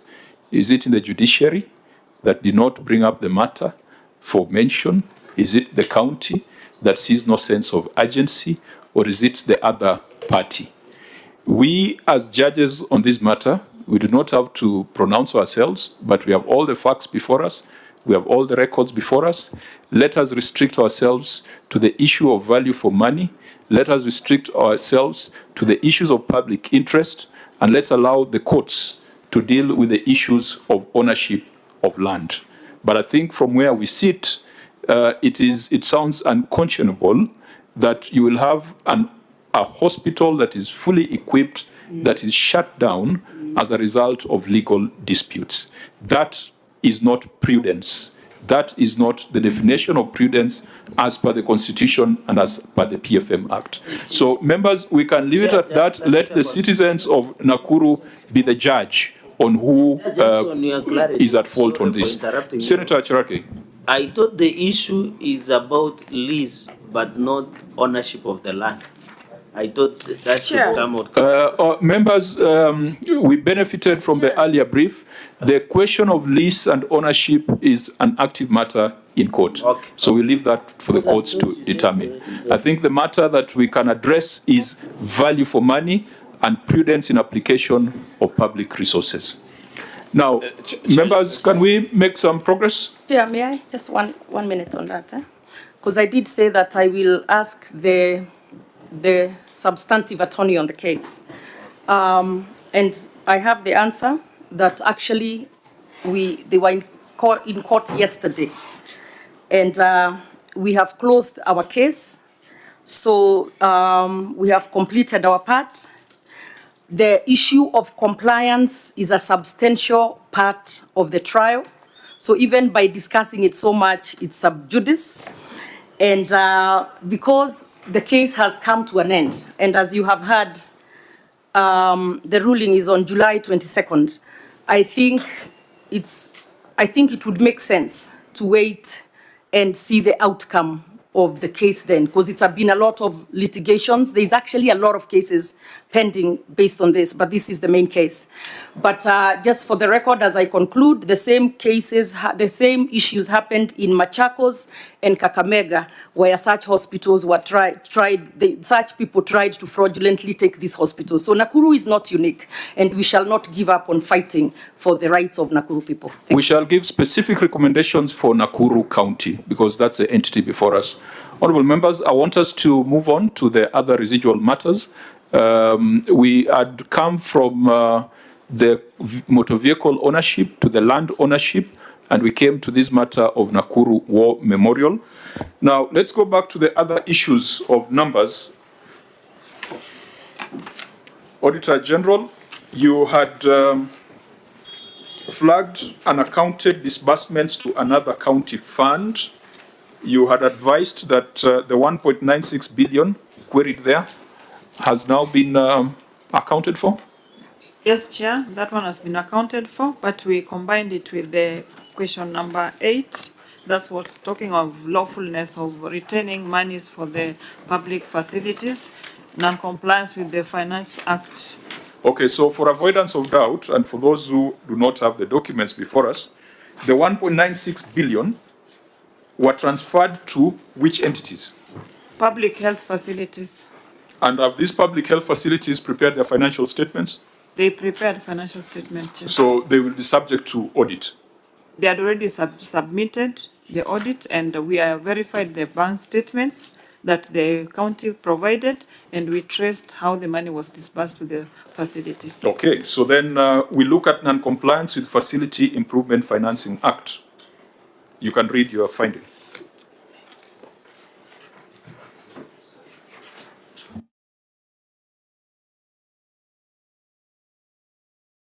Thank you, Chair. That is number 8 under financial issues, non-compliance with the Improvement Facility Financing Act. And I will go to paragraph 3, which reads, in addition, the Facility Improvement Financing FIF revenue were deposited into the general county revenue accounts instead of designated facility bank accounts. This was contrary to the provisions of Section 20, subsection 1 of the Facility Improvement Financing Act 2023, which requires that all revenues... Auditor, why didn't you want to start from the top? You went to the summary. Chair, we have just discussed that the transfers were supported. So maybe... No, just read the whole issue so that we put it in context. Okay, thank you. Sorry for that. Number 8 is on non-compliance with Facility Improvement Financing Act 2023. Review of county records for level 4 and 5 hospitals revealed that 16 facilities collected 1.79 billion and transferred a nil amount to the county revenue fund. Further available records indicate that the amount of 1.7 billion was disbursed to 16 hospitals from the Facility Improvement Fund collection account. However, the hospital financial statement reflected... Just for order, because we will transcribe from the answer. Why does the OAG read the entire amount so that it's captured? Because she's just saying 1.7 billion. I thought it's good so that when we are transcribing, we capture them. OAG, just read your finding as is. Okay, let me start again. Review of county revenue fund for level 4 and level 5 hospitals revealed that 16 facilities collected 1,797,785,103 and transferred nil amount to the county revenue fund. Further available records indicate that the amount of 1,797,785,103 was disbursed to 16 hospitals for the Facility Improvement Fund collection account.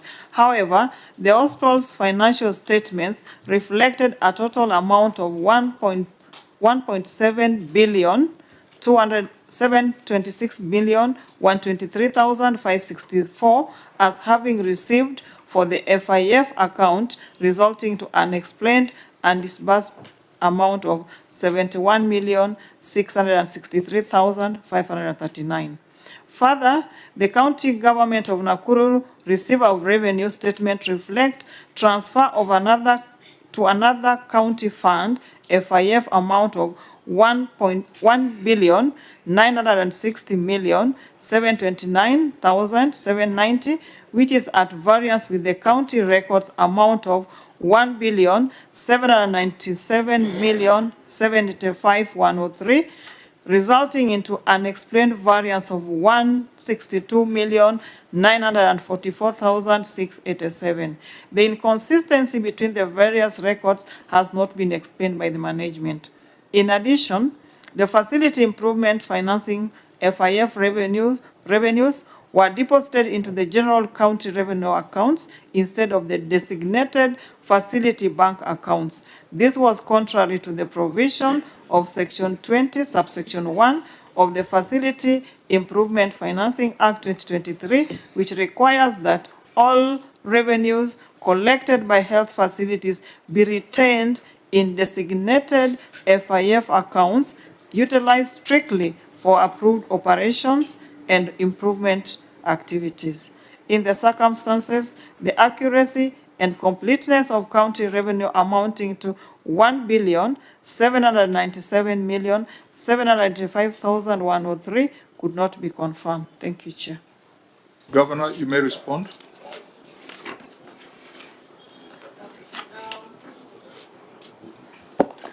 Honorable Chair, we submit that the amount of... Sorry, again, since we are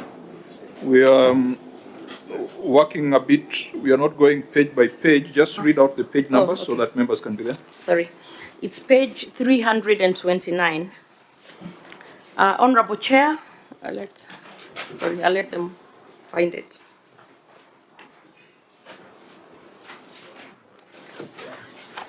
Okay, you may proceed. Thank you. Honorable Chair, we submit that the amount of 1,797,200. How do you read it? 1,797,211,998 was the amount collected by the 16 hospital facilities. Appendix 8.1 is the audit certificate. Kenya shillings 1,960,729,780 and 90 were total disbursements to other county funds, that is the FIF operational accounts. Reconciliation of transfers to another county fund. Details, opening balance as of 1st July 2024, 399,994,975. Add collections of 1,797,211,998. Less closing balance as of 30th June 2025 of 234,606,2,987. Less bank charges of 1,874,195. So total transfers to another county fund of 1,960,729,790. And the county fund is the FIF operational accounts. So details.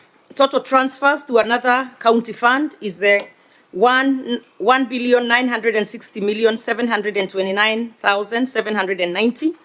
Less collections, 1,797,211,998, and the variance of 162,944,687 and 87. That is Appendix 8.2, analysis of the reconciliations. The management has taken the following steps: prepared and submitted a reconciliation statement to the auditors for verification. Appendix 8.3, forwarding letter of management response. Auditor General, the unexplained and disbursed amount of 71,663,539, has it been explained? Yes, Chair, this has been explained because at the close of the financial year, the various hospital facilities had a closing cash book balance, which was not taken into consideration during the reconciliation. And when we reconciled with the reconciliation, they are provided, the issue has been addressed. The unexplained variance of 162,944,687, has it been addressed? Thank you, Chair. This one has been addressed because this receiver of revenue statement was projecting the analysis from the receipts that were in the system, but the money that was transferred to the county account has been reconciled with the statement that had not been On the third transferred. question on lawfulness, compliance with Section 21 of the FIF Act, has that been addressed? Chair, this one is what is pending because the Act is, the Section 20 is very clear that each facility should retain all the monies that they collect and to be approved for operations for the improvement of the activities. Governor, you may want to make a comment on that because the first two issues have been addressed. There is now the issue of compliance with Section 20 of the FIF Act. Well, thank you, Chair. I'll hand over to my CEC Finance. Proceed. And for answered purposes, just restate your name and your designation. Stephen Jogo, CEC in charge of Finance and Economic Planning, Nakuru County. Since March of 2025, we are in compliance. We opened the FIF Nakuru County FIF Revenue Collection Account, and at the same time we opened Nakuru County FIF Special Purpose Account at the CBK. So you have complied from March 2025? Yes. Auditor General, from March 2025, no, that's outside your current scope of audit. Chair, it was during the time they were closing the financial year, but I think being that they have opened it at Central Bank, we'll include it in our books in the So you can keep that in view and advise us on whether they've complied with the Act. Thank you, Chair. Honourable members, we can come back to payables. I know there's an issue on receivables, but there's also an issue on payables. Let's start with payables, because those receivables will still remain as a debt in the books. They'll, unless there was an issue about the write-off. So, Auditor General, tell us what you established on trade and other payables balance. Thank you, Chair. This is number 5 under our financial statements.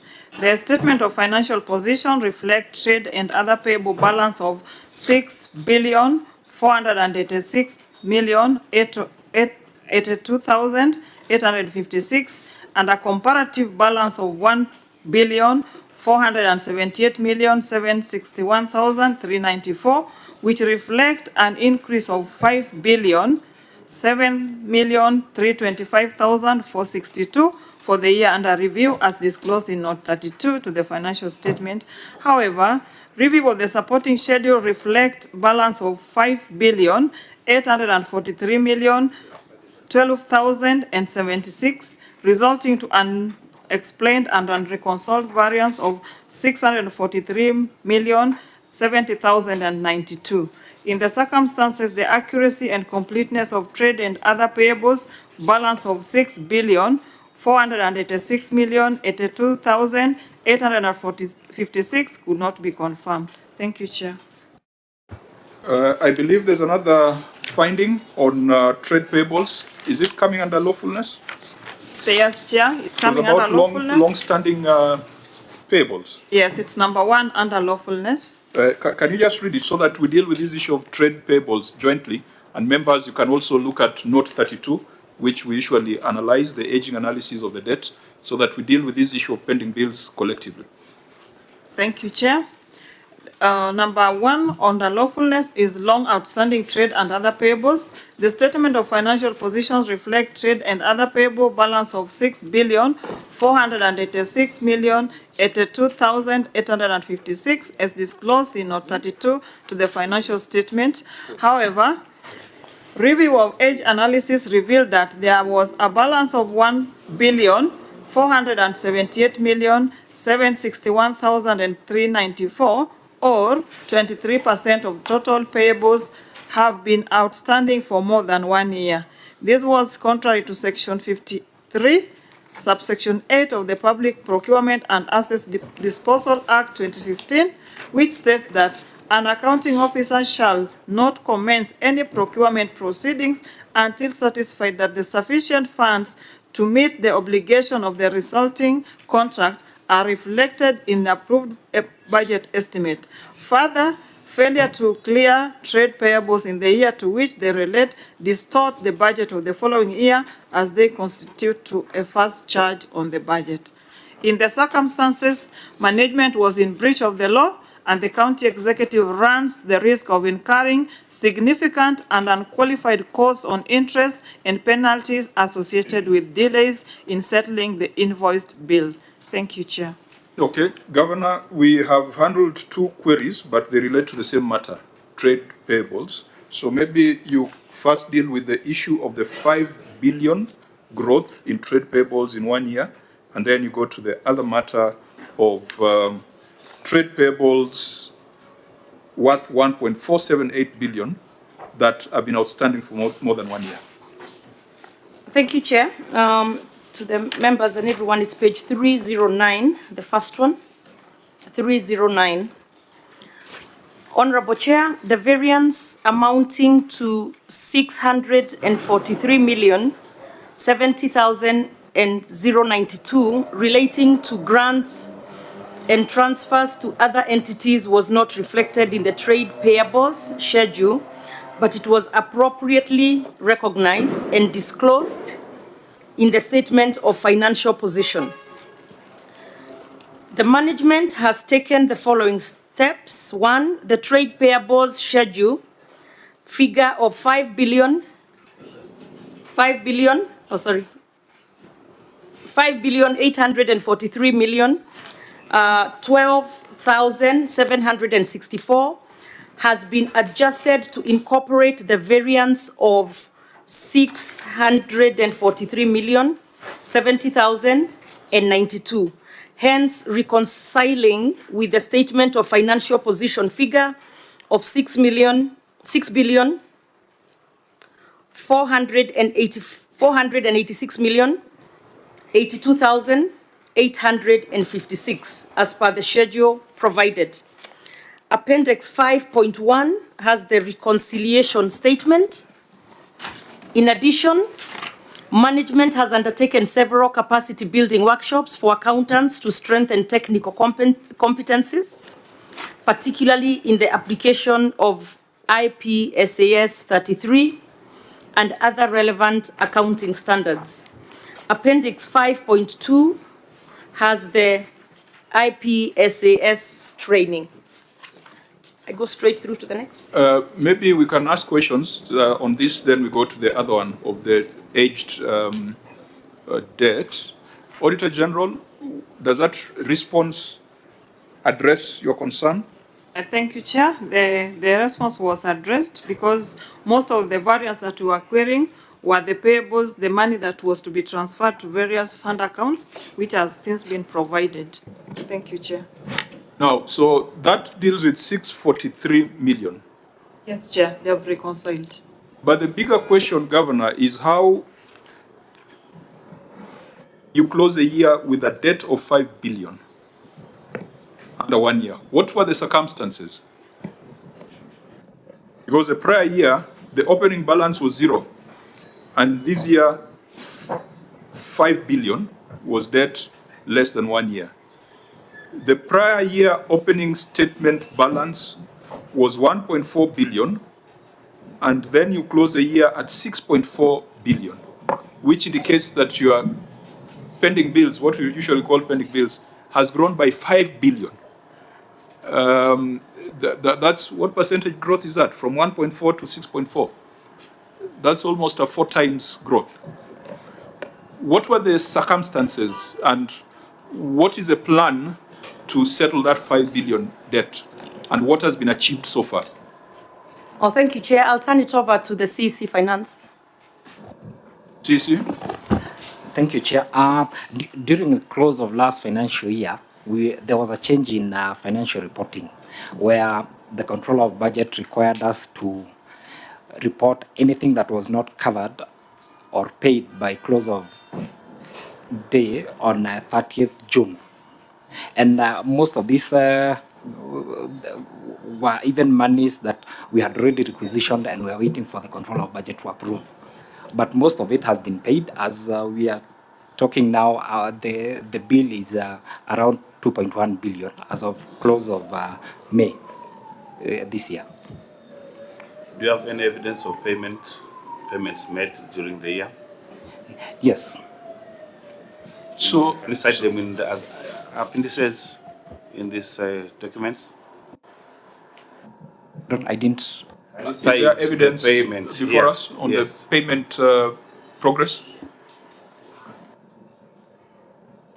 It is in my second and third quarter financial and non-financial reporting to the National Treasury and Control of Budget, which we can provide. So probably you are responding to 642 in this. The whole figure of 6.4 billion. I think what you've tendered is to close the gap of the unreconciled variance of 643, but this is a supplementary question on how you closed at 5 billion, and you are saying it was a cutoff. Now, how did this cutoff only affect Nakuru and not other counties? Because we have seen 46 other counties, and none of them has reported that kind of figure, and where they have reported that kind of figure, they have given reasons of late disbursements from the Exchequer. Now you are giving a completely different technical reason. Chair, if you look at it, if you get the Exchequer releases late, you are not able to pay within the month of June. But for all the requisitions that are already in the system by close of day 30th June, you are able to pay all the way to end of July and maybe 1 or 2, 3 days in August. CEC, just speak in English. Yes. Is this money that came late, so you are not able to pay within the financial year, and then it came and you settled? I think we have seen that. We saw a county like Kilifi closing with a huge pending bill of 4 billion. They said the money came late in July, but they were able to demonstrate that subsequently they paid. Now that's English, but if you tell us about cutoff and standards, you'll confuse us. Yeah, that's it. So why are you saying that you paid during the third quarter? It should be in the first quarter. And if it is in the first quarter, it must be, the evidence must be here. Payment, if you look at the way the system is designed, as long as the contractor or the supplier has submitted request for payment by close of day 30th June, you're able to process the payment even within the first quarter. What was your last exchequer release in this financial year, and when did it come through? The 2024-25. Yes, this year under review. Did it come before 30th of June, or it came after 30th of June? I think it came in the first or second week of July. But I can confirm. Treasury usually gives a window of 14, 15 days. Or Treasury, was this different in this financial year? Chair, it's true the exchequer for that specific year left the first week of July, but the counties earned all the way to 15 to make the payments. So they consumed the exchequer. It may have seemed as if it was late, but it was used in the specific year because the budget is opened for the previous year to consume the money that was for the previous year. You see? But Chair, if you look at the reporting was as of 30th June. So you're saying you're reporting before you receive the last tranche of the exchequer? Yes. But you see, Chair, what I find difficult with Waziri is that he says there is even a schedule of payments or settlements. But that schedule is only available to him. I mean, what it would be the easiest thing to make that available to everyone. So And even though the governor said she does not need my help, when you report that your pending bills have grown from 1.4 billion to 6.4 billion, you are causing yourself unnecessary political crisis, because people will say you are not paying suppliers. So I don't know whether you still need my help or not, but let's hear from Senator Chirarke. You can help, Chair. Senator Chirarke. Chair, mine is on this CEC.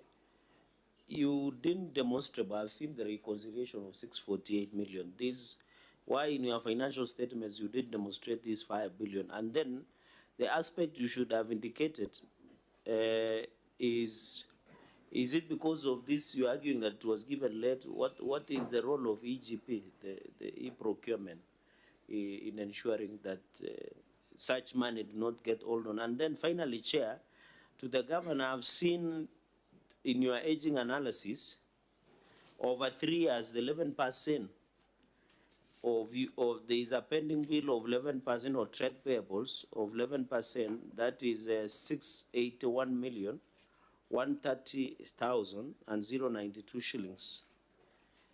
Many counties, when they took over, they used to do what we call, although the courts in Kitale stopped it, they used to do what we call pending bill verification.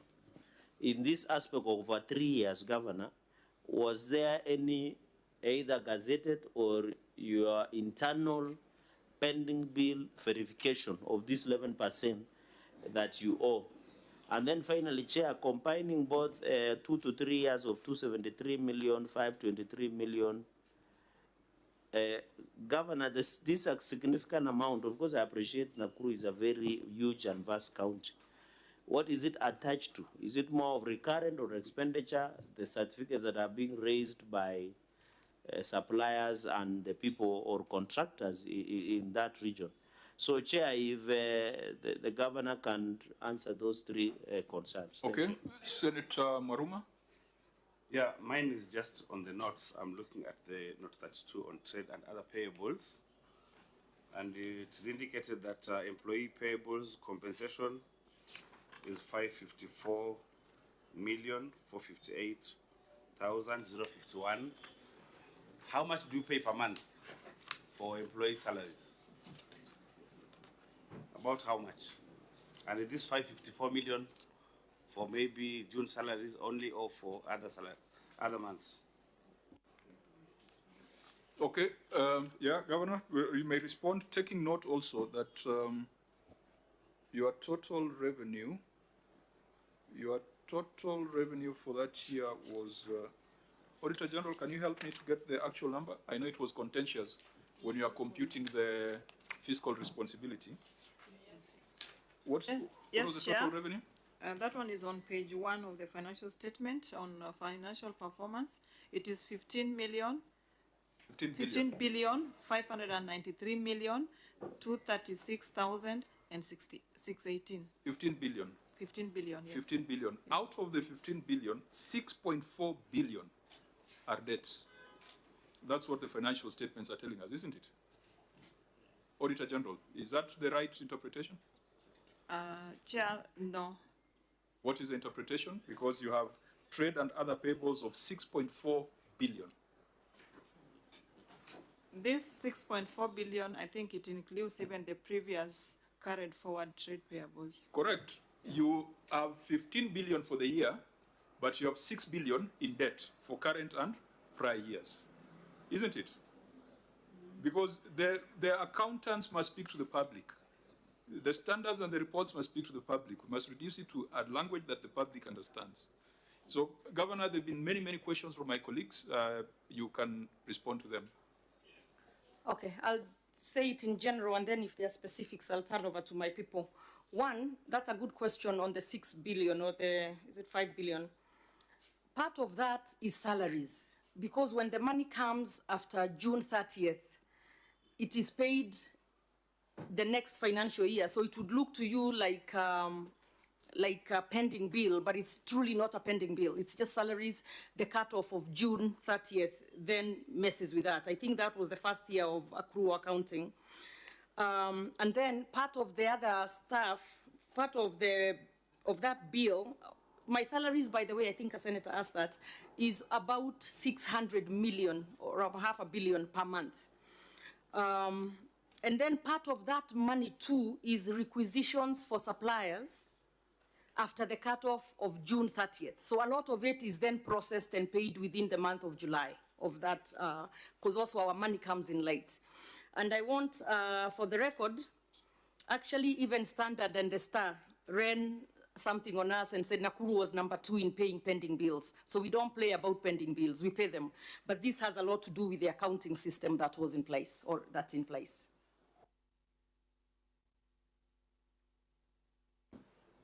There were some questions by Senator Cherargei on the breakdown of the aging of the debt.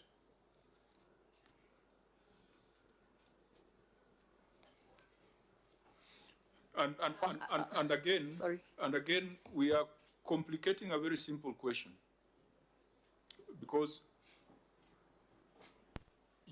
what perhaps you ought to have demonstrated without getting into too much jargon is that late disbursement and confirm how much it was, and then provide evidence that when it came, it was eventually applied to pay staff, it was eventually applied to pay trade payables.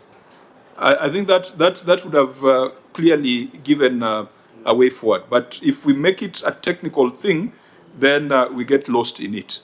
So I don't know, CC, how much is that was received on 2nd of July? Around 1.2 billion. Then that does not answer the problem. That does not answer the problem, because 1.2 is hardly enough to pay your salaries. Well, it covers your salaries. Huh? You said 1 or 2 or 1.2? 1.2. 1.2? Yes. So then that does not answer, does not cure the problem. Chair, maybe also, where the debt has been aged over 3 years, and I think Senator Cherargei asked this. Over 3 years, we have 681 million. 130,092. Out of these, how much are staff payables? And how much are third-party deductions and statutory deductions? This 681. Is it possible to get that segregation?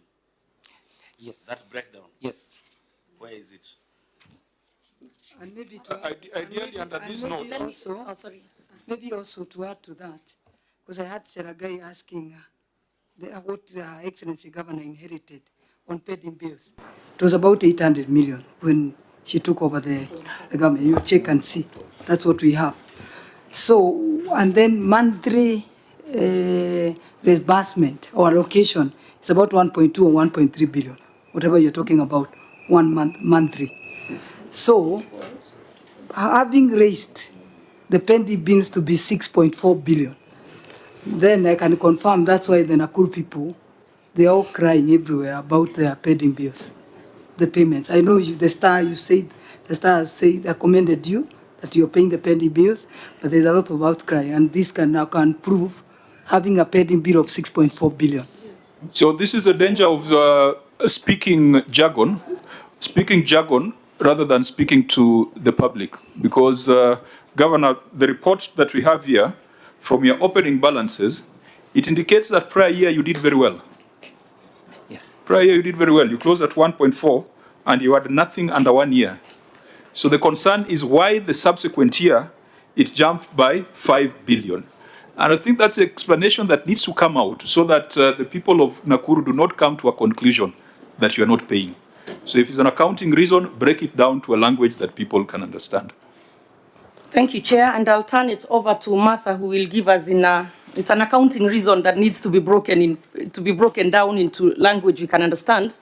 But for the record, when I came into office, unlike what the Nakuru Senator is saying, it was not 800 million, but it was 2.1 billion of eligible debt, a pending bill, and 2.5 billion ineligible. But over time, after we set up the committee, most of that moved up to be eligible, because maybe they were missing things here and there. But anyhow, let me turn it over to Martha. Again, for answered purposes, reintroduce yourself. Honorable Chair, my name is Martha Mateta. I'm in charge of debt management. Now, I'm going to explain the spike of 500 billion. When we were closing the financial year... Is it 500 billion? 5 billion, I'm sorry. Okay. When we closed the financial year, 24-25, as at 30th June 2025, most of these bills, rather most of this expenditure had not been cleared for payment by the IFMI system. And so when we crossed over to Q1 and Q2 of financial year 25-26, these payments were cleared. Most of them were not ideally pending bills. They were just trade payables that were covered in now the ended financial year. By 31st May of 2026, the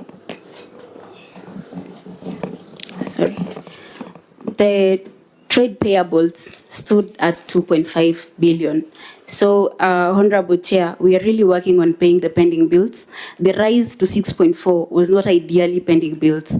It was trade payables brought about by the transition to accrual. Thank you. So how much of that stock related to staff? I think that question has been asked repeatedly. 237 million. That's within 1 year? Not within 1 year. Or in total? Yeah, in total. And out of that... 237 million. How much of that is statutory remittances, pensions? 208. So 208 million relates to statutory deductions? Yes, and out of that, we've processed around 68 million for payment. I would have thought that statutory deductions are done on a monthly basis as salaries are requisitioned. What would be the reason for having about 100+ million on outstanding statutory deductions for staff? You see, when we were requested to declare everything, including the old obligations, we had to declare this 208, which was coming from the defunct local authority. How much was coming from the defunct local authority? 208 million. Were those pension obligations or the pay as you earn and other tax-related... Pension obligations. So maybe just for the record, because you used 31st May as a benchmark, where you said your trade payables is 2.5 billion. As at 31st May, what is your total employee payables? It's still 237 million because the payments have not been cleared. And what is but there is a 58. There is a 58. What is the age of the 237 million? Is it over 3 years? No, it's between 2 to 3 years and 1 to 2 years, Chair. Then it cannot relate to defunct authorities, because if it was for defunct authorities, it would be greater than 3 years. But that is when it was introduced into the books. It was not recognized as a liability previously? It wasn't recognized. Okay. Auditor General, what's your take on that? Chair, when you look at note 32, what she refers to the defunct local authority, they have indicated over 3 years. Those ones they are verifying. So I think they are correct, because we are moving from the pending bills to now accrual. And with the new adoption, they were told just to put the figures pending verification. So maybe we can give them allowance as we adopt the accrual that allows them to verify and confirm the actual balances so that the books can be properly stated. Thank you, Chair. Now, on this, do you owe any gratuities to staff who have served the county government of Nakuru previously? Because those would form part of that 237 million. Sisi, no. Is that a statement of fact, or is something that you need to examine? Chair, it should be a statement of fact, because my CEC has confirmed. So then what is the makeup of the 237 million? What are the items? 208 in staff pension, and then 29 million 455 937 in staff allowances and claims. Senator Maruma? Yeah, but Chair, still, I don't understand the auditor. Please just make it clear that there are some bills which are historical in nature that were previously ignored and were brought back just last year. How is that? Where were they? I'm not an accountant myself, I'm a farmer. Where were they previously? Auditor? Okay, Honorable Senator, they were not just brought from anywhere, but in our previous cash basis, they were doing disclosure. They were not reporting them as under the financial statement items. And that's why the road to accrual adoption is giving a window of 3 years under IPSAS 33, and they were allowed to bring in what they had reported. So we are using that annexure that was in 2023-2024 that was reported as a disclosure appendix. So we are just taking them, the ones that have not been paid, but the standard allows them now to bring the balances which are not accurate pending verification. Same to the case of assets, where we write historical, pending now adoption of balances, and now instituting the depreciation and amortization. No, Auditor, we spent almost 1 hour with Wajir, who had come up with 1.4 billion as trade payables out of the blues. And we spent a lot of time on it. What you're saying is that they were bringing forward, previously it was a disclosure, isn't it? But if they had disclosed 200 million, you'd expect it is the 200 million that they would bring to their financial statements. Would it change in between? Yes, Chair, it will change, but if we go to note 32... Under what circumstance would it change? It can only change when they have disclosed the analysis, the age analysis. Is it within the first year? Is it the second year or the third? If they bring the third, then it will be wrong, because we have the financial statements which were certified. No, if they said globally, our trade payables in the year under cash accounting was 200 million, and now we have moved to accrual accounting. Shouldn't we see the 200 million for those years as was disclosed in the previous years? Correct, Chair. They should bring the 200 that was disclosed in the previous year that was certified. I think that's what Senator Maruma, that now clarifies it. So it reverses the earlier assertion that this 237 could just come up if it had not been disclosed in prior years. I think that's what I heard the entity say, that this 237 was not there, but it was brought in as a result of accrual.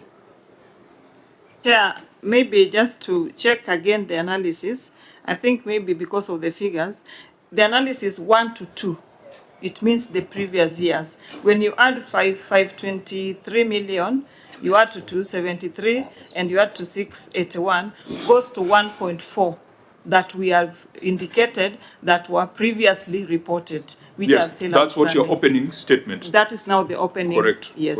Correct. So I think one of the things that the entity also didn't do is that other entities usually have a separate analysis and aging of staff payables. That is what is missing. And that's why we are fishing in the dark. So we are not able to tell whether this 237 was just plucked from the air or it had been carried forward from prior periods. Yeah, and just as an observation, as we are aging, we cannot age the way we have aged. Because when we say 1 to 2 years, 523 million, and then 2 to 3 years, 273 million, you discover that we have 2 and 2 down here. We cannot age like that. We can't do that. It has to be 1 to 2 years, then maybe 3 to 4 years. Otherwise, there cannot be an overlap of 2 and 2. In my previous years, I used to do mathematics. So this one can't. We can't do that. Okay, Senator Cherarke, so that we... Chair, maybe mine, Governor, you said something about verification of the pending bill. Was there a report on both legible and illegible? And my second, was it challenged in another forum, or all the people who brought forward their claim has been settled? And therefore, in conclusion of this, over 3 years, how many percent, or if you have numbers, I saw CEO of Finance, is here Katu or somebody, how much has been offset on the legible part? That will be my 3 questions. Thank you, Chair. Yield back the mic. Governor?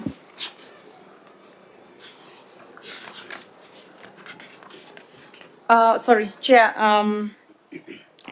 For Senator Cherarke's question, we do have what's called the Pending Bill Committee. And what they do is sit and go through those pending bills, because some of them did not have all the requirements to be paid. So over time, people do submit what was missing or what was lacking, and it goes through the process, either becoming eligible or stays ineligible. However, I do have the Governor, CC. is it continuous? Do you Yes, verify? yes, even now. That's dangerous. It's continuous. So if I go and go to River Road and manufacture a voucher, how will you know? If I know I'm missing, for example, if there is a sub-county engineer report for a road that was done during the previous administration, maybe tarmac has been washed, the culverts are not there, and I go and manufacture, how do you ensure that you don't lose such? Because I know you have an obligation to protect the resources. So take us through, because over 3 years, some of these projects are over. How do you seal that? I thought it was time bound. I'll turn it over to the CEC for Finance. But in that committee, and he'll explain, I think you said you want an explanation of how the process works. It has the audit team in it, it has the procurement people, the accountants and technical people, so that they are able to maybe verify what your concern is right now. But I'll have the CEC answer that. Proceed. Thank you, Chair. The auditor committee comprises of members of the county team, and they have a secretariat that draws membership from the audit team, procurement department, accountants, and the technical team for those projects that require technical knowledge. So the first step is whoever who has a a bill that requires to be settled goes to the secretariat, through the committee, goes to the secretariat. They look at the nitty-gritties of the payments and whether the work was done or not, the verification. Then now it goes to the committee for now the final verification. Then now that bill moves from ineligible to eligible. Chair, my only concern, if you hear my worry, and Governor, I thought, you know, my only concern, why is it not time bound? Why are you continuously verifying? That is my only concern, because you have seen your colleagues, Governor, especially the inherited ones. When you are not there, you are with us as the whip, although you are removed by your friend, you survived, you became the governor. Order. Let's stick to the to the report.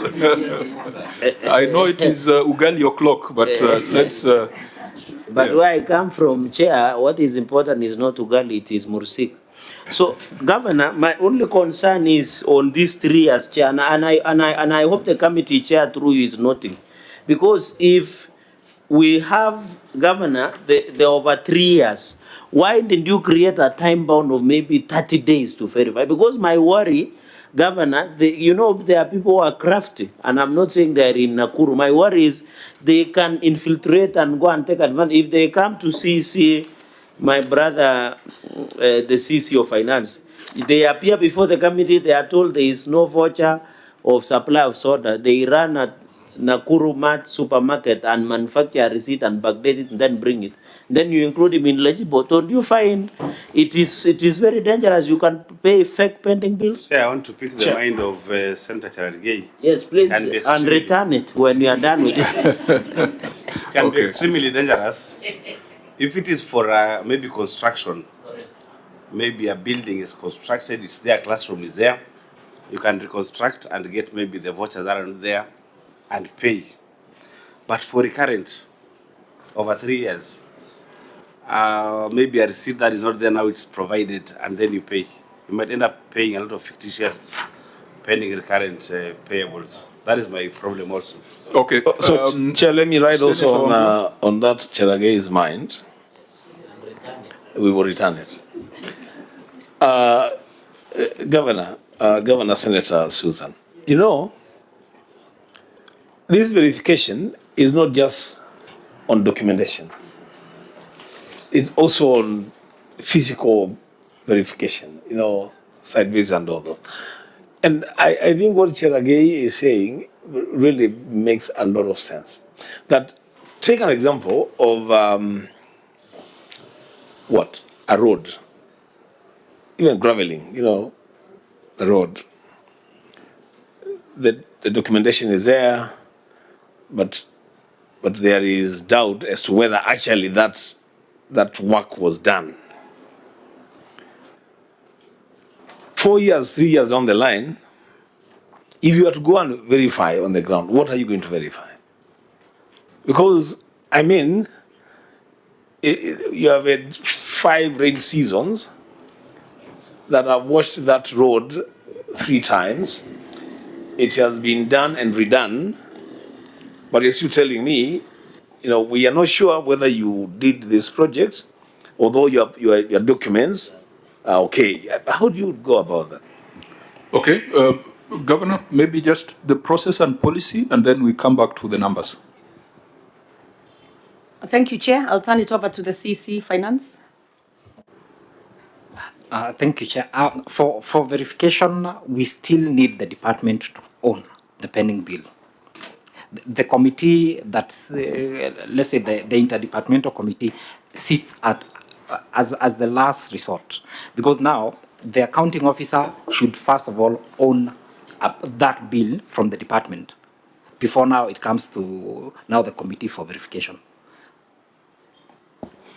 So members, we might be involved in a hypothetical conversation in the absence of even a written document on their policy and procedure. Perhaps that's what we need to demand. What do you have a policy document? Do you have some procedure guidelines, or it's just verbal? I'm sure that whoever has been given that responsibility, and I think for the first time I've had a county with what did the lady introduce herself as? Director of? Resource mobilization. Director of Debt. No, Director of Debt. Debt management. Which I think is something worth thinking about, because a lot of these counties, debt management is strewn all over the place. So people are involved in manufacturing invoices and LSOs, and you can never get a proper picture on the debt of a county. So if we have a position like that, I believe there must be some guidelines or procedures you have crafted that can be tabled to assure the members that whatever you're doing is foolproof. Yes, Chair, we have guidelines. Can we then ask the Auditor General just to look at those guidelines and make sure that the risk that is being raised by members of taking too long to verify is not a real risk that will occasion financial loss in Nakuru? So that we don't deal with the hypothetical, we deal with an actual policy position. And then we come back to the numbers and then ask the governor, today is the 2nd of July 2026. The financial year was closed 2 days ago. Did you receive all your disbursements 100% by 30th of June? Exchequer releases were done, yes. By 30th of June? Yes. So we are not going to have this kind of problems in the succeeding financial year? The easy answer would be we won't, but we will, because the requisitions that will be paid after the year closes. You see, there's so many that went through the system but will not have been paid until probably by the end of July. So there's that one, because the money comes in towards mid-June, right? I think so, mid-June. No, there's a Governor, there's a 15-day window, which sometimes the Treasury opens even up to 30 days. Which is true. There's a window for reconciliation and finalization, and I believe you are right in the middle of that window right now. Yes, we are. Actually, we are. But for those payments to completely go through the process or the system, it will be probably through July with that window. Okay, so let's deal with that when it appears in the financial statements. Sure. Number two, as we close this, just out of the 5 billion that has been cited, how much of it has been paid? Or what percentage has been paid? That's what my question earlier. Chair, 3,460,178,592.52 has been paid. So that means that the remaining 1.4 billion has now rolled over to debt over one year, isn't it? Oh, sorry. So the remaining 1.4 has escalated into 1 year debt. Yes, that will be carried forward, and I believe that will be probably be paying. Okay. Thirdly, and even right now, sorry, Chair, to interrupt again, even as we speak, a lot of that is being paid because it was processed before the June 30th. Thirdly, of the 1.47 billion cited, and that's in the report of the Auditor General, to be older than 1 year, what percentage remains outstanding? Or how much of that has been settled?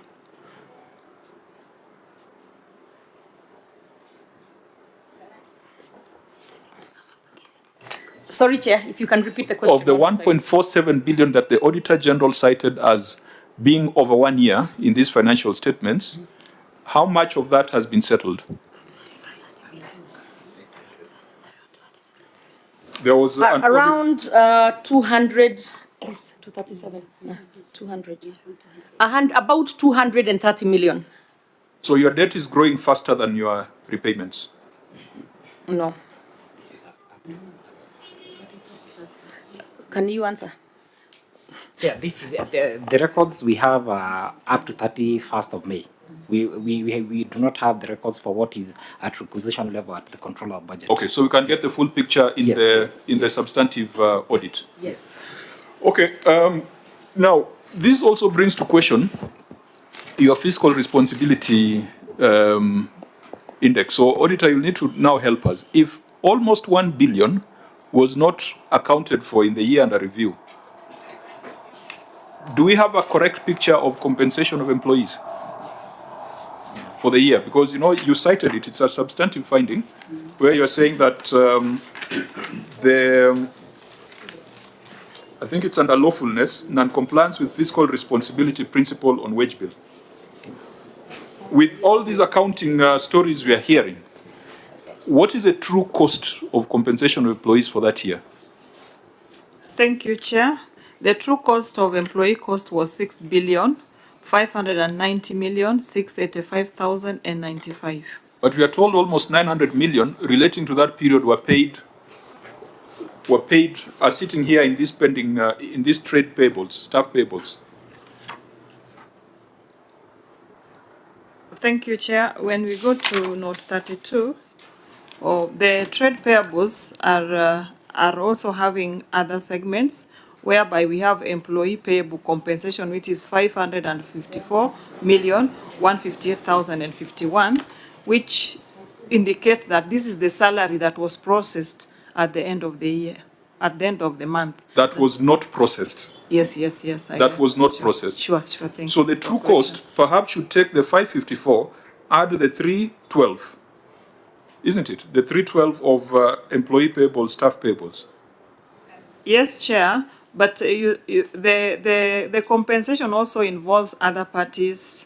There is also payee. So when the reporting template is presented as this, we may not get the small nitty-gritty explanation. If we go that way, I think we maybe get lost. So is Nakuru at 42% in terms of fiscal responsibility? Remember the PBO, PBO was disputing that percentage. Yes, Chair. When you look at the revenue they have reported, it is 15,593,236,618. And when you compare the employee cost is 6,590,685,950. So when you get the percentage is 42. It's above the threshold that is recommended at 35%. But auditor, also under budgetary control and performance, you have reported that the statement of comparison of budget and actual amounts reflects total receipts, budget and actual on a comparable basis of 23.9 billion and 19.5 billion respectively. So shouldn't the revenue be 19.5 billion as reported on your emphasis of matter? Why is there disconnect between the two figures, the 19.5 and the 15.5? Emphasis of matter in the original certificate is on page 5, and the analysis on fiscal responsibility is on page 7. Okay. I don't know whether Salat is in the room, PBO. I know we had raised it in our briefing, so we need to settle this matter. So what is the, okay, just proceed. What is the revenue that we need to use as a base for computing fiscal responsibility? The revenue should be what they have collected in totality, including what they have received from Exchequer. And that should be what amount? We calculated based on what they reported in their statement, which was 15 billion. And where is this 19.5 billion coming from? The 19.5? 19.534 billion. This is the total budget, including, you see the performance on this was excluding the ROR. So when we add the ROR, which was 4 point, was it 4.3? Yeah, we add. The base should be the total revenues, not just equitable share. Okay, I think that one we need to have a correction on that, yeah. I don't know whether, Governor, what you are saying makes sense? Yes. So what was the actual, according to you? You've reported 15 in the statements, and the auditor has seen 19.5. 19, right? Yeah. So auditor, Because of own source revenue and all that. You understand where you're coming from? Chair, I've understood. So you need to recompute it, Sure. look at it so that we get a better picture of the state of affairs in Nakuru. Yeah, thank you, Chair. We have taken note of that. Senator, I think it's also very important for the Nakuru people to know Because I can see here the 7.4 billion that was not absorbed in the county. You seen there? The under absorption of resulting to an under absorption of 7.4 billion, which is at about 38%.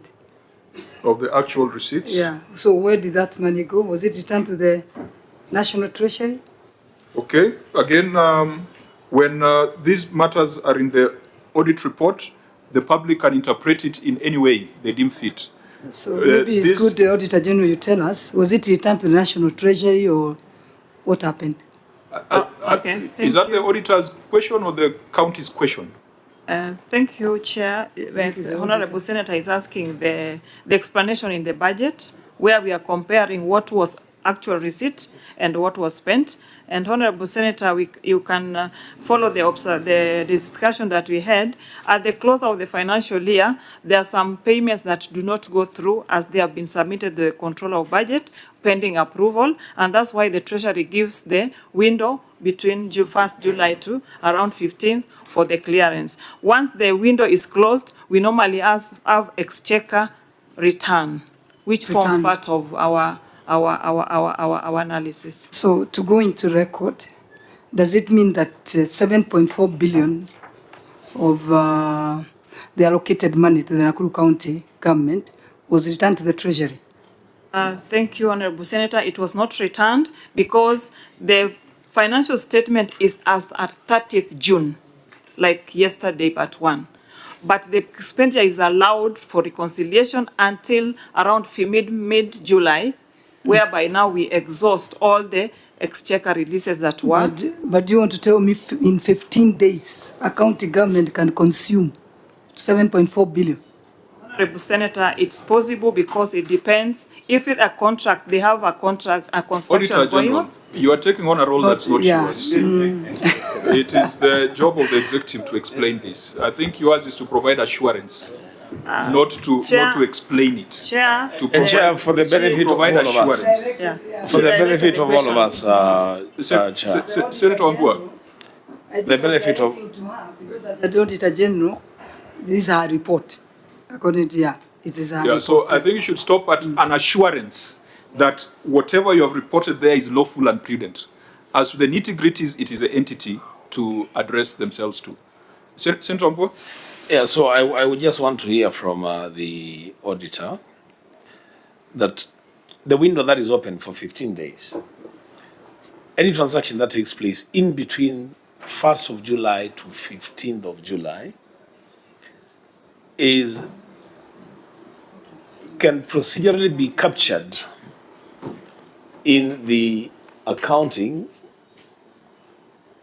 documents up to 30th of June. Is that what you're saying?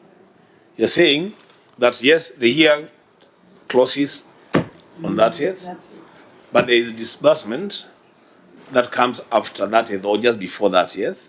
So the monies, the funds received, it can be consumed in the county and then entered into the books as having been expended up to June 30th. Is that the position? Auditor? Okay, thank you, Honorable Senator. We are not saying that we are opening the books. The entities normally do requisition, and they have already procured what they want to pay. The window is only for managing the money that has been disbursed on 30th June, maybe late hours, but now they are just executing depending on the approval of the control of budget. But they are not opening new requisitions or payments. Now, National Treasury, did you issue a fresh circular on year-end closure in view of the migration to accrual? You had some guidelines during the cash accounting period. Did you come up with new guidelines for accrual accounting? Because it is causing confusion. Because I can see Nakuru is treating matters slightly differently from other counties.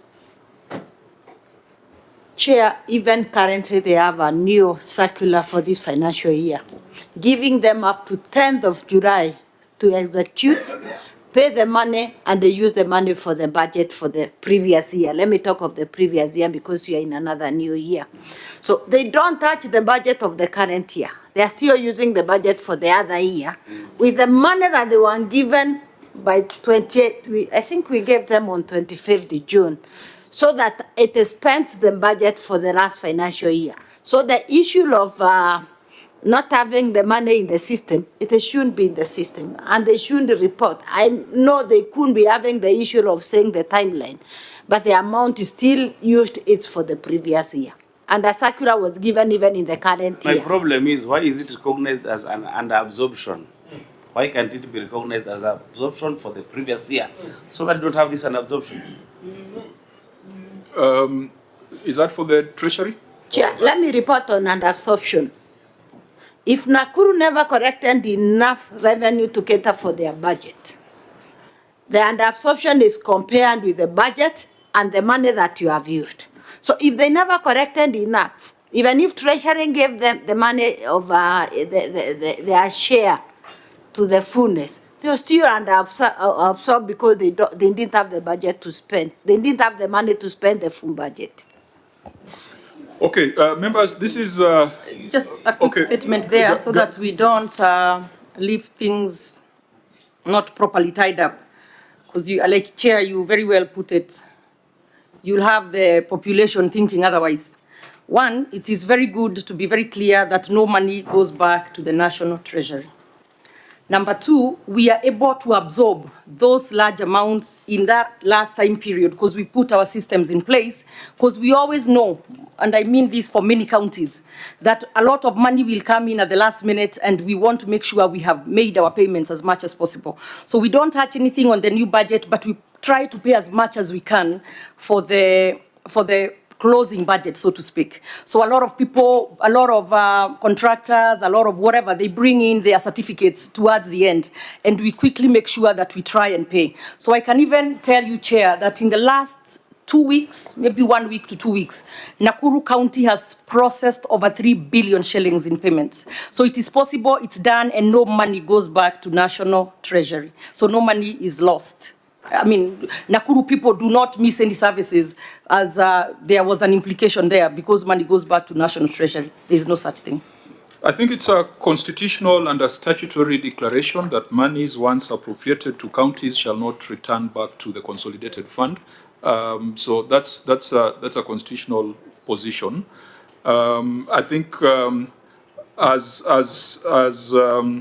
we have said, is that the face of the report might give a different impression if it is not dealt with. So it means that this last financial year, all counties received their monies by the 25th of June. That is a fact. So that should be the scorecard for the experts at the National Treasury. Yeah, we all received about 25th of June. Yeah, I mean, we saw a county which received 4.5 billion, I think on 2nd of July. That was Kilifi, I think so. They received almost 4 billion, which they had to spend in a span of 10 days. Can we proceed, because we are at the time that we usually go to the House, when the House is sitting. I might want to apply similar rules, but with a slight alteration, that if we could spend another 30 minutes to deal with whatever we need to deal with, and whatever remains, we ask the Auditor General to give a report in the substantive audit. Honourable members, is that agreeable? I don't know what addition Mitch wanted to give us. Maybe it could be useful. Mitch, you had a legal perspective? Or it was, okay. Okay, fine. Now, members, can we just transition from that point so that it doesn't go on record that the release of funds for counties on 25th of June is a good thing? Project. I'm saying that we should create no. For the record, it's not a good thing. It's because not. you have a cash disbursement schedule. Yes. It's just a progressive improvement. Yes. Well, I don't know. But I don't know. So that Canada does not leave this place saying, we have done very well, and the Treasury is doing extremely badly. Because also, Chair, you have to appreciate when the OAG is doing, is also about assessment of budgetary performance. Yeah. So it must be captured based on that. And since you want to be the governor, those are timelines that you must be very careful. Yeah, and I want the treasury, when I'm governor, I want the treasury to follow the disbursement schedule, because it's not a correct. It's not a suggestion. Because Chair, It's a under law. Article It's a 219, law. when money is appropriated by Parliament, it should be released in a due delay. And you remember in the last session, we were with the Senator Governor and Dulo and Wambu, of course, and Maruma. We had to sanction CS Ukuri Atani over the same issue of not following the cash disbursement. So the Constitution applies. I wish these are the Constitution Council of Governors should be discussing, as opposed to gossip. So it would have moved very reliably on policy issues, Chair. I think that is what I think I'm in agreement that the cash disbursement schedule is not a suggestion, it is law. We usually spend time, we usually vote for it, and vote by delegation, isn't it? Yes. We vote by delegation, it is not a suggestion. So that is, those are some of the things that we need to partner as the governors and the Senate to ensure that they are observed. Getting your money on 25th of June, while it looks like an improvement, is still not good enough. It's still not good enough. You need to get your money early so that you are able to do proper cash flow planning and management. Chair, help us also with grants. We get grants the last day of the financial year, the last day. Okay, if you also show the willingness to account, we will be also robust in pushing for expenditure and release of grants. That's why we are here, Chair. Okay, so let's proceed. Yeah, and I think also I want to add on is that the issue of equity, not equitable, there is this fund, Article 204. You know, we have had a problem with the equalization fund. It's also still a bigger problem that we still need to have a conversation that we can going forward. And I agree, the more they account for it, the faster we do our job. We push, we push for more. Because again, if you look at equalization fund, sometimes you find that the National Treasury reduces it at will. And you remember when she was our whip, she was very ferocious in demanding for accountability with the Governor Lee then, so she understands where we are coming from. I still am. Okay, fine. So now let's go back to the audit report. There are HR issues there, which we will ask the Auditor General to keep an eye on, particularly the real fiscal responsibility index, the 1/3 basic salary rule, the payment of salaries outside IPPD, and this one is a grave matter because the Cabinet this week asked the DCI to look into payroll fraud across all government entities. I don't know whether it applied to county governments, but I think that is something that needs to go to county governments as well. Payroll fraud is a serious matter in government at all levels. I'm not sure what explanation was given for the 1,457 employees who were paid outside IPPD system. Governor, would you give just a quick, yes? Sorry, so, at the time we didn't have everybody in the system, but we since have. We now have everybody in the system and nobody's paid outside of IPPD. At time it took a long time to even get numbers, but now, what are they called, numbers? Payroll numbers. Yeah, but now we are okay and everybody, 100% of our employees in Nakuru County are paid within the system. Okay, so as you establish the true cost of compensation of employees, please have a look at that. Mark? Chair, I just want to bring to your attention the fact that the office has conducted a special audit on payrolls for the 47 counties, and those reports have been transmitted to the Senate for your consideration. Thank you, Chair. Thank you. Senator Cherake? I don't know how Governor will take this.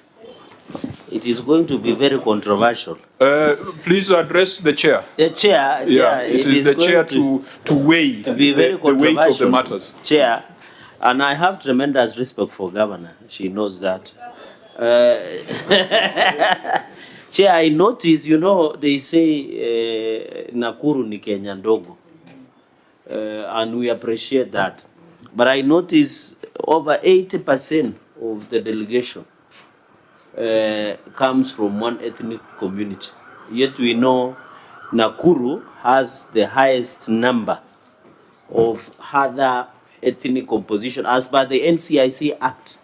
of not ethnicizing or dominizing a county. So, Governor, is this a reflection of the entire workforce? What can you give us to give that assurance? Because I know there are a number, I don't want to name specific tribes, but how is it? Because, Chair, this 42% of payment that you do in terms of labor, which assurance are you giving us? Because I know that has been a teething problem for some time, especially in your county because of its unique nature of composition, which is not homogeneous. Where everybody would want to have a share, to be a CEC, a CEO, to work with the county government. Okay, Which that's the reason why I wanted the matter be processed through the chair. When we started the meeting, we had introductions, and the directions I gave was name and designation, not ethnicity. It is therefore not possible to establish the ethnic composition of the delegation. We therefore proceed back to the audit report. Chair, unless you are new in Jerusalem, I don't know. I don't know. By looking at you, I might think you are South Sudanese. No, Chair, but the fact that I have introduced my name, you know who I am or where I come from. My Order. Maybe the governor can choose either to answer or not. No, I do not want us to get into that conversation. we won't. I do not want us to go into that conversation. Well, the senator can answer. That conversation Like he is ready. can be dealt with. Senator Tabitha, that conversation can be dealt with in the committee chaired by Senator Chute. Let's come back to the numbers. Sorry, Chair, just because it was mentioned, and that's such a serious Is it the position. question that I have disallowed? No, I was just going to say that we have appeared previously before the committee chaired by Senator Chute, and Nakuru has, the last 2 years, been ranked as #1 in the most ethnically diverse county. So our numbers speak for themselves, and it is a reflection of of small Kenya and what the county looks like. Okay, so we shall make reference to your submissions before Senator Chute's committee. Let's deal with avoidable costs incurred on court decrees. Let's deal with money. Auditor General. Avoidable costs incurred on court decrees. I think that's on page 7 on the certificate. Yeah, that's number 5 under lawfulness.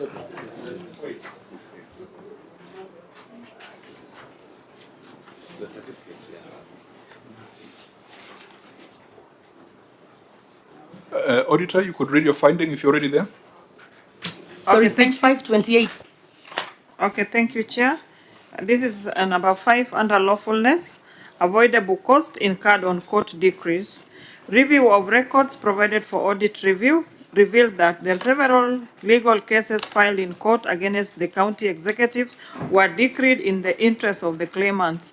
Further, the county was instructed by the court to pay a total of Kenya shillings 180,736,467 in the respect to court decree, out of which an amount of 66,472,548 has been paid, leaving a balance of 112,721,131 outstanding. In the circumstances, the public lost an amount of 180,736,467 arising from court rulings in favor of claimants due to poor management of decisions. Thank you, Chair. Governor? Thank you, Chair. Oh, sorry, page 528.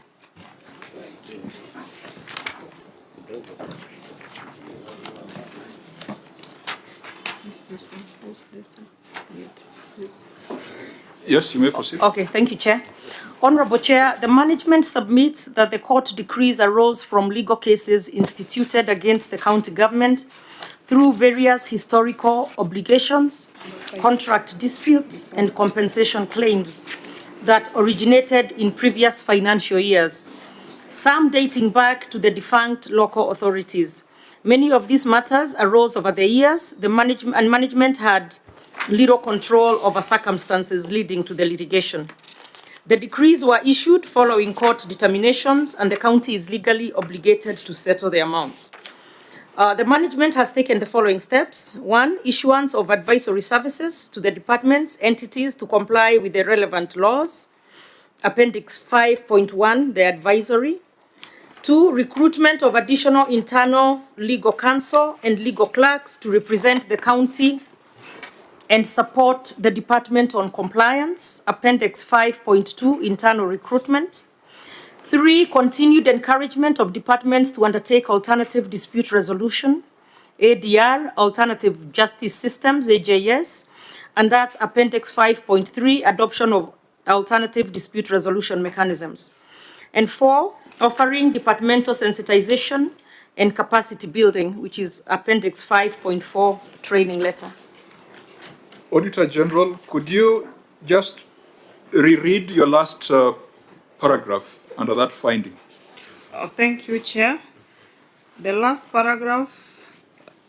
Further, the court was in the court. Oh, is that the last paragraph?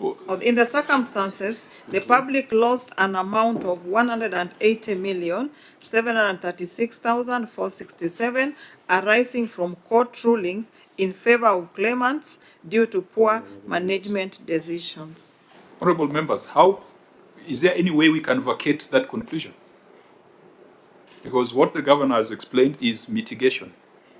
And if you go further to the report, you've got a contingent liabilities register, page 56, I think that's note 44, that totals to 746 million.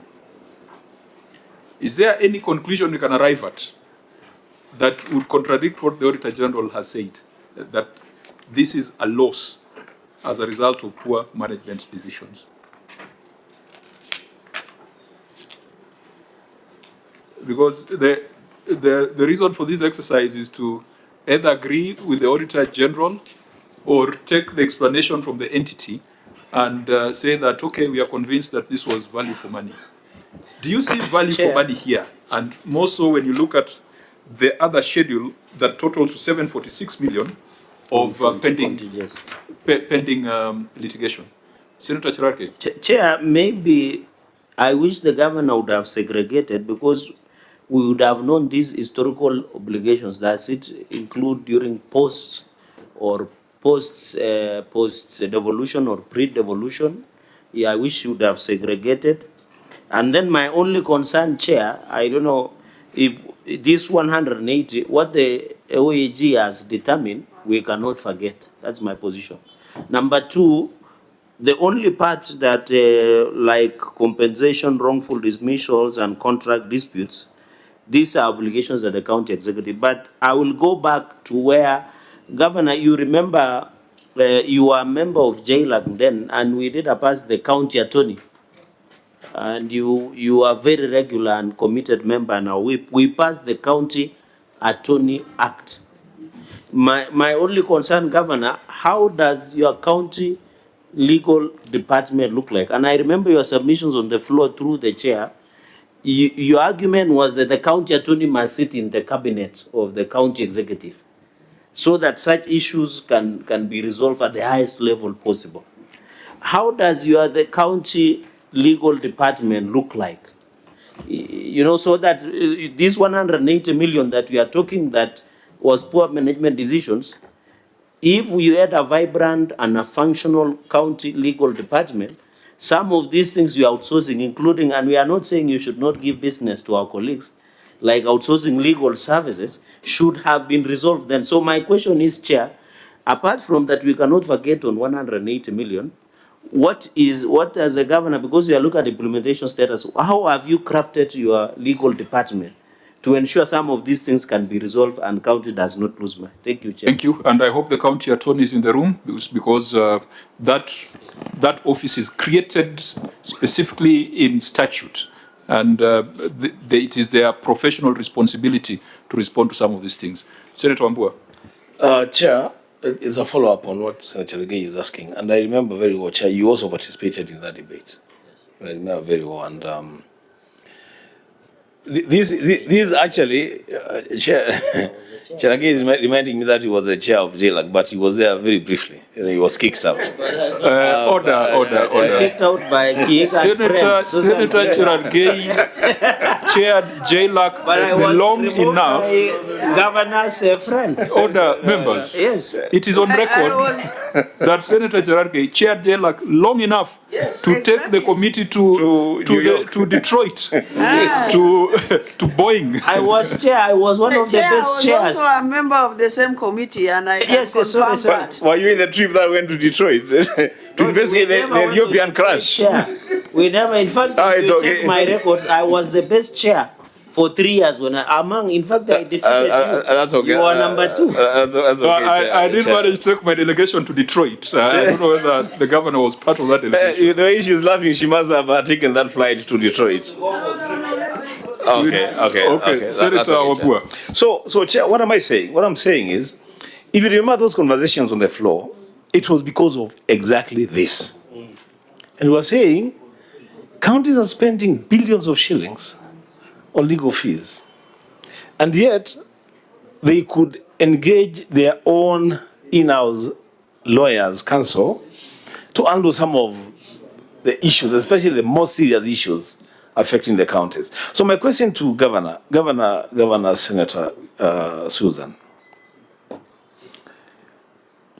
do you think that that office still makes sense? I mean, should counties continue to have the office of the county attorney and continue to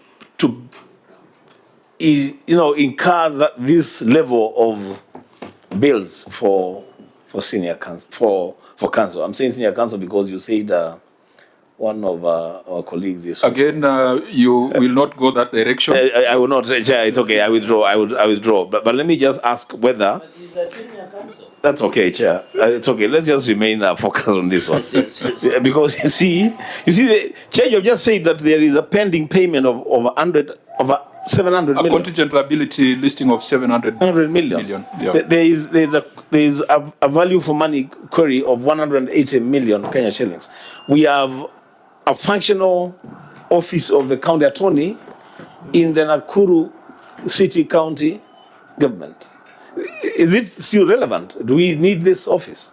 You Okay, scrap it. Chair. Senator Mwaruma. So, Mr. Chair, the public lost money, 180 million, because of poor management decisions. To me, it does not matter whether the defense in the courts is made by the attorney, county attorney, or an external attorney, because still, yes, external lawyer. To me, these wrong decisions, Chair,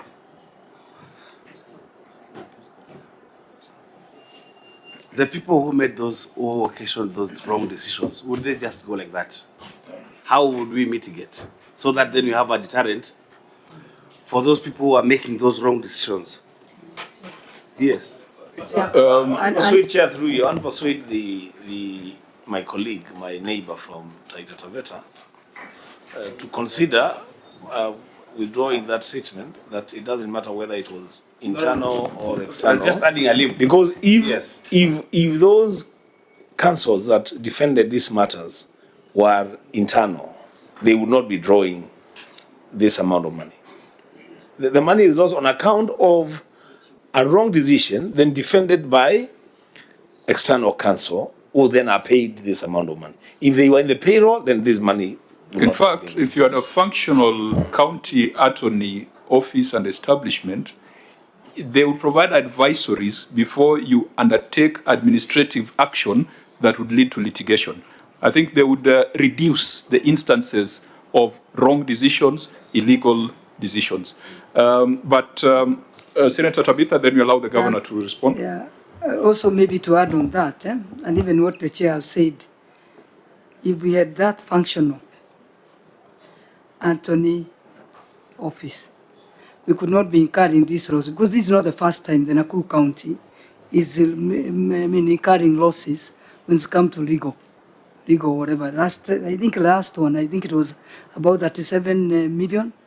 Then again, we had a case of 22 million that no had supporting documents, legal payments. So I think we need that office, or even to make it as a law. When it comes to the control of budget, it should make a law for that, for a county to continue and to be able to function. They must have that functional Anthony. Point of information, my leader. Yes. Deputy Majority Leader, it is already a law we passed. It's already passed. So it must be complied with the county. And complied. Yes. So I think our county government should comply to that. Correct. So that our people of Nakuru doesn't continue making losses of money that could be have control because of bad management. Now, in governance. the spirit of what we have always done, holding professionals to account, particularly those members of regulated professions like advocates, accountants, procurement, HR, is a county attorney in the room, Governor? We have the county solicitor. Yes, but... we do have a... Can I respond? No. We're just trying to establish the structure. Do you have the county attorney in your delegation? Yes, not here. We have the county solicitor, who is the accounting officer for the county attorney's office. Yeah, but in terms of hierarchy, it's the county attorney yes. who sits in the cabinet. Yes, he sits. So I think next time when we have legal matters in the audit reports, the county attorney should be here as the person who takes ultimate responsibility. Sure. In terms of structures, you've got the attorney, you've got the solicitor, and how many people within the legal team? I have about 10 in the county attorney's office, 6 attorneys, and 4 legal clerks. Yeah? Do you need the microphone? So right here. Just now that the solicitor is here, just describe for us your establishment and how you are giving effect to the provisions of the County Attorneys Act. Please just stand so that you are visible. All right, thank you very much, Chair. Currently, we have a staff establishment of 6 plus 4, so a total of 10 advocates. 6 were hired less than a month ago. So we have the county attorney, county solicitor, and then myself. And then we have 2 legal directors, and the others are county legal counsel. Okay, so the 6 were hired just a few months ago. Yeah, two weeks ago, actually. So this impact we can assess maybe over the next 1 year. Yes, to see whether they are adding value. I believe even within 6 months we should be able to see their impact within the county. Okay. Yes. Sorry, Chair. The structure again? You said it was the... So we have the county attorney who's the head of that office. Then we have the county solicitor who's the accounting officer. Then we have the county legal counsel. So after me, we have 2 legal directors, and then the county legal counsel. And that's what I wanted to hear. Yes. You have 2 directors. Yes. Legal directors, 2 of them. Yes. And then? And then now we have county legal counsel, who are the legal officers. How many? We have 6. Yes. 6. Okay, so these ones were recently appointed, so it's something that the OAG can keep in view. Are you done with the description of how we are giving effect to the County Attorneys Act? Because there's also the issue of outsourcing, which I know members are going to ask. Mitch, what was the decision of the court when it came to county governments outsourcing legal services? There were stringent provisions that were provided before a county government can procure any legal services, including being given permission by the county attorney. And under the Act, it's county attorney, but under the court matter, it made reference to the permission of the Attorney General. So Solicitor, this 180 million that the Auditor General says is a public loss, were these matters defended by in-house counsel or they were outsourced? There were various matters. Some of them were outsourced, some of them by internal legal counsel. But all of these are legal legacy matters from before pre-devolution. Yes. So one of the things the auditor can help us with in this audit also is that the 700 million contingent liabilities, we need to know whether they're being defended in-house or they're being defended by external service providers, so that we can test whether the county is in compliance with the directives of the High Court. Secondly, it would have been very useful for us to see a breakdown of this 180 million, because 180 million could be 2 cases, or they could be 20 cases. And sometimes when you get the detail, you might find that there's only one advocate on record for all the cases. So could you give us that visibility? Do you have that breakdown now, or it's something you can do in the substantive audit? Chair, that one you can do in the substantive audit. Yeah, so disclose to us who the advocates on record are, so that we establish whether the county is in compliance with the law. Okay, any other matter you wanted to raise? No, that's just that, Chair. But one thing we need to note is that right now we're handling the matters very proactively. Now that we have a very robust legal team, we are barely losing any cases. So I'm sure the Auditor General will confirm the near future audits. Okay. Yeah. Honorable. Yeah, Chair, because we are digging in on this and trying to unbank and unbundle the issue of poor management decisions. When I look at the contingent liabilities, page 57, there's a case here,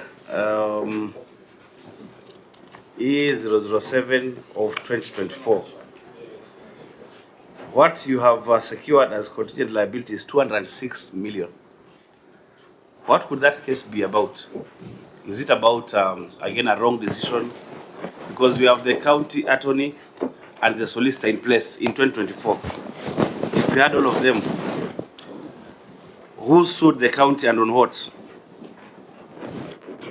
Have you seen that, page 57? That's Naivasha ELC petition E007 of 2024. Yeah, where if the county loses the case, with an estimate of 206 million. And that is not small change. What is it about? What was the poor decision about?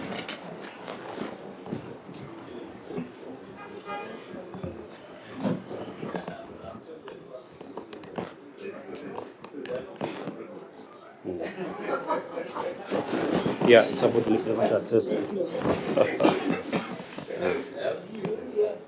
Solicitor, I believe you're the one who goes to is actively involved in these matters. Yeah, in some of them I am. For this, these contingent liabilities, basically how we structure them is when someone comes and sues the county. So that's okay. We have the background. Okay. But what's the matter? What's the matter here? So that relates to someone who sued the county because he says that we blocked the entire access to the lake. There's a property that we have that he says that has blocked the public's access to the lake. So I think that is the background of the matter. Okay, so members, really, it's not for us to go into the merits of any matter. For us, it's to ensure that we don't get to the conclusion that the Auditor General has gotten into, that 180 million was loss of public funds due to poor management decisions. And your office, the structure of the county attorney, ideally should offer value by ensuring that we reduce the exposure, we reduce decision-making that is not compliant with the law, because some of them are employment-related matters, where sometimes counties just decide to do things without following the laid-down procedures. So can we ask the Auditor General that in this audit, if there are payments that have been made and you find that it's a loss of public resources, please list the case numbers, list the amounts involved, list the advocates on record, and perhaps even on this contingent liability, let's demand disclosure of the advocates on record to test whether these matters are being defended in-house or they're still being outsourced. Auditor, is that doable? Chair, it is doable, but to publish it under contingency, we are guided by the template, and maybe we look at the Data Protection Act, if it is allowed that we can also include the details of the advocates, because even when you look at our report, we no longer say which specific contractor was paid and all that in our report, because it's a public document that can be used in a different way, and we can contravene the Data Protection Act. Which office do you work for again? Which office do you work for? Office of the Auditor General. Yes, you are the eye, you are the watchman, you are the person who tells the public whether public resources were used lawfully and prudently. And if they have been used unlawfully and imprudently, you have the power in the Constitution and in the Public Audit Act to name and shame. You even have the power to specify that a specific supplier should be debarred. How do you debar them without mentioning them? So don't be scared. Don't be scared, auditor. Well guided. The Constitution and statute gives you that power. Chair, allow me to add that, auditor, you know, when these lawyers appear for these matters, they appear in public. They don't do it under the table. So actually will not be disclosing anything. I mean, they have already disclosed themselves by appearing in public. Secondly, I sat in the ICT committee in the last session when we drafted the data protection law. There is nothing in it that says you cannot disclose people that are receiving public funds. They must be disclosed. Yeah, there's also access to information. The debt manager, and those who want to be governors, please take cue. You need to have a debt manager. Is debt manager in the room? Because I want to know how much of the debt she's holding relates to legal fees. 1 minute, Chair. She had just stepped out, but she's coming right back. Okay. Mitch, you wanted to say something on the contribution by the auditor? It was just to confirm that the lawyer, the party, all of them are public documents in court, so they cannot be, they cannot infringe on the Data Protection Act. It cannot be classified. They're public documents. Correct. So we shall be demanding that, because by demanding this disclosure on advocates on record, it also helps us to deal with instances where you find one advocate running a monopoly on legal matters in counties. And I think the auditor has previously reported in other counties of situations where one advocate is being given briefs on almost every matter that comes, that the county has in courts. It is exactly 3 o'clock. We are remaining with the answer by the debt manager on how much is owed to legal firms, but we are also remaining with a long list of projects. These projects, the Auditor General is going to the ground. And Governor, I just want us to do a very quick run through, because there's a long paragraph on 325 projects with contracts totaling 2.7 billion, which were incomplete or at various stages of completion, as detailed below. Now, just like rapid fire, there were delays in completion of inpatient and outpatient block at Maimayu Level 4 Hospital, Naivasha Sub-County. Under projects, that's page 8 on the certificate. So, Governor, without getting into too many details about the weeks and etc., is Maimayu Level 4 Hospital complete and in use? It's almost complete. We had to terminate a contract because the contractor was not working, but it should be complete in the next month or so. Okay, but so it's almost, actually, it's like at 95% complete. Fine, so it is not 100%. Auditor General, keep this in view. Molo Level 4 Hospital, incomplete construction of outpatient block. Again, is this now complete? Actually, that one is like at 98%. It's just the outside walkways and external works that are being finished up. So it's about 98%. Can someone walk in, can Cherargei walk in and get an injection of tetanus? Of procaine?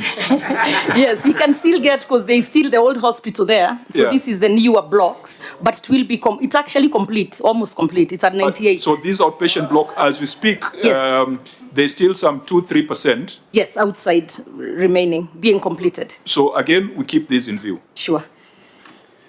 There are many stalled projects by the Health Department. Fencing and equipping of Hopewell Dispensary. Estimated cost 5 million, that's in Naivasha. Again, is this complete or not? Let me check on that one. Huh? Hopewell Dispensary.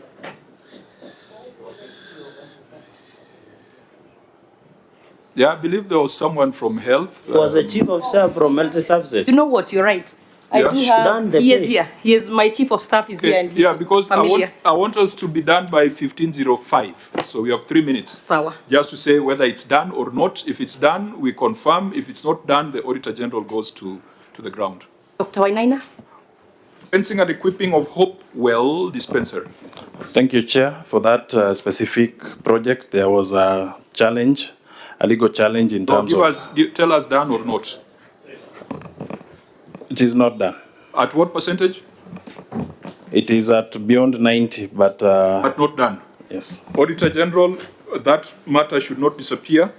Design and construction of Chebotoi Dispensary in Kuresoi South. That was well... Started in 2017-18. Is it done or not? It is not done, Chair. There was vandalism, and therefore it's not yet done. So it is not done. Completion of Engashura Health Center at Kiamaina sublocation in Bahati sub-county. That one, Chair, is done. This is done? Yes, Chair. Auditor General, do you have visibility on that? On just a quick question to the CEO. In this in Kuresoi South, is the robbers who vandalized or what happened? Was it complete then it was vandalized? Chair, this is an old project from the first government that had stalled. And we realized by the time we were planning for its completion, when we went on site to reassess for BQ's collection, we found it vandalized.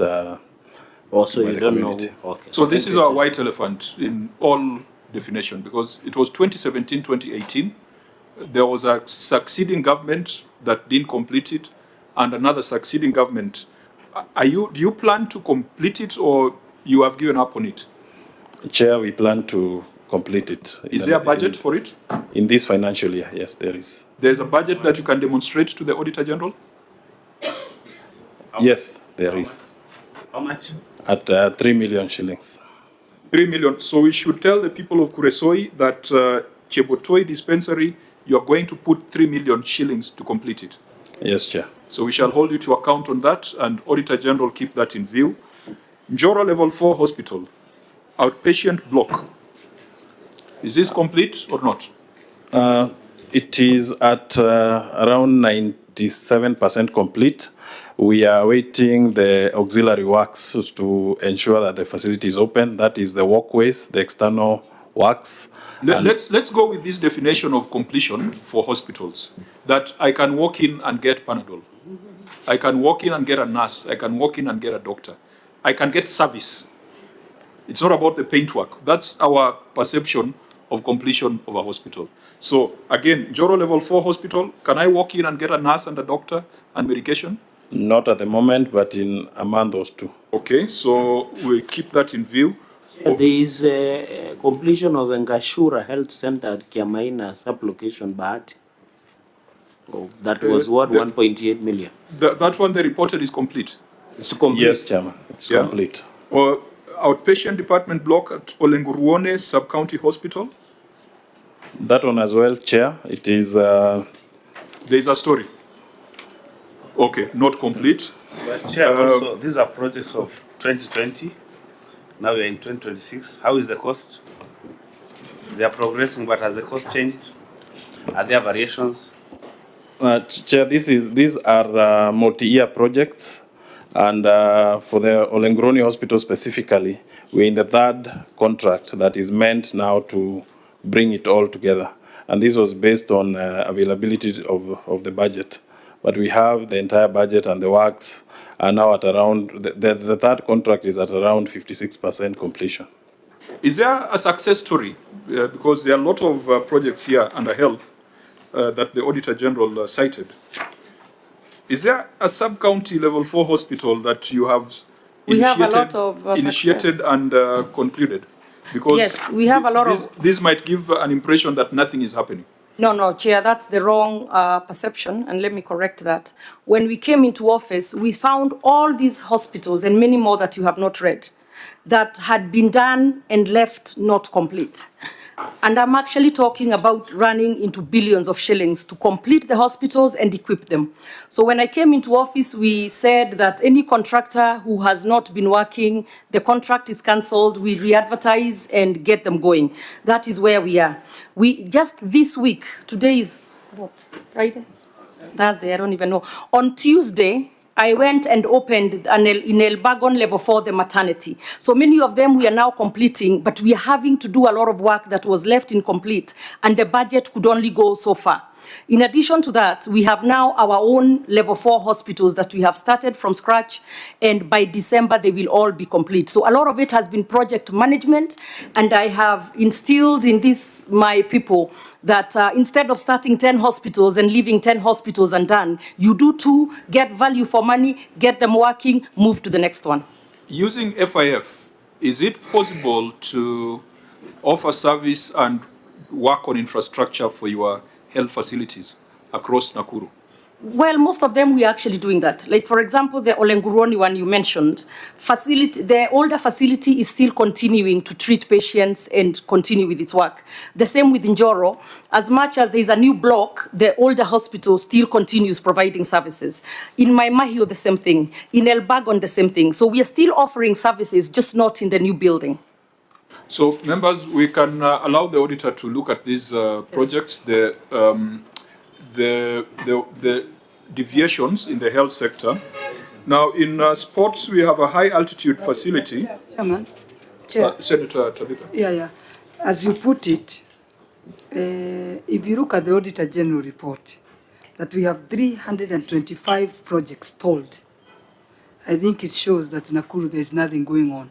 So as you put it as a challenge, you put a challenge to a governor is to ensure such reports don't come, because this is how the public will take it. Correct. Me, I'm reading from the Auditor General report. Serengei, you are laughing. It is here. I'm excited that you Senator, know. it is here. So we need to... I don't know why we...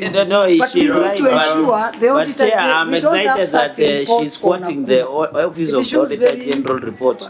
Yeah, so that is the reason why. This is a public document, and you know I'm that's how a we show smiling it. machine whenever I see you, so you don't have to Order, Senator Jarge.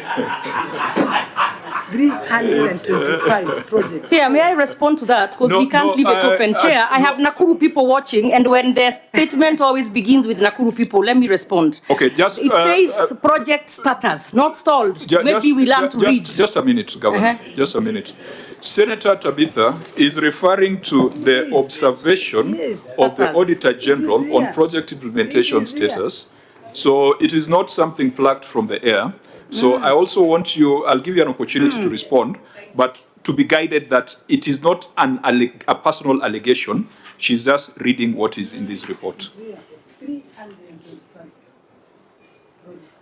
May I point out the statement, maybe it escaped the person saying that, were incomplete at various stages of completion as detailed below. So it's not that they're just sitting there not being done, and there is nothing there by reading that statement that implies there is no work being done. But if the senator was on the ground in Nakuru versus just talking from elsewhere, she would know there is work that is happening. Governor, those are not the senator's allegations.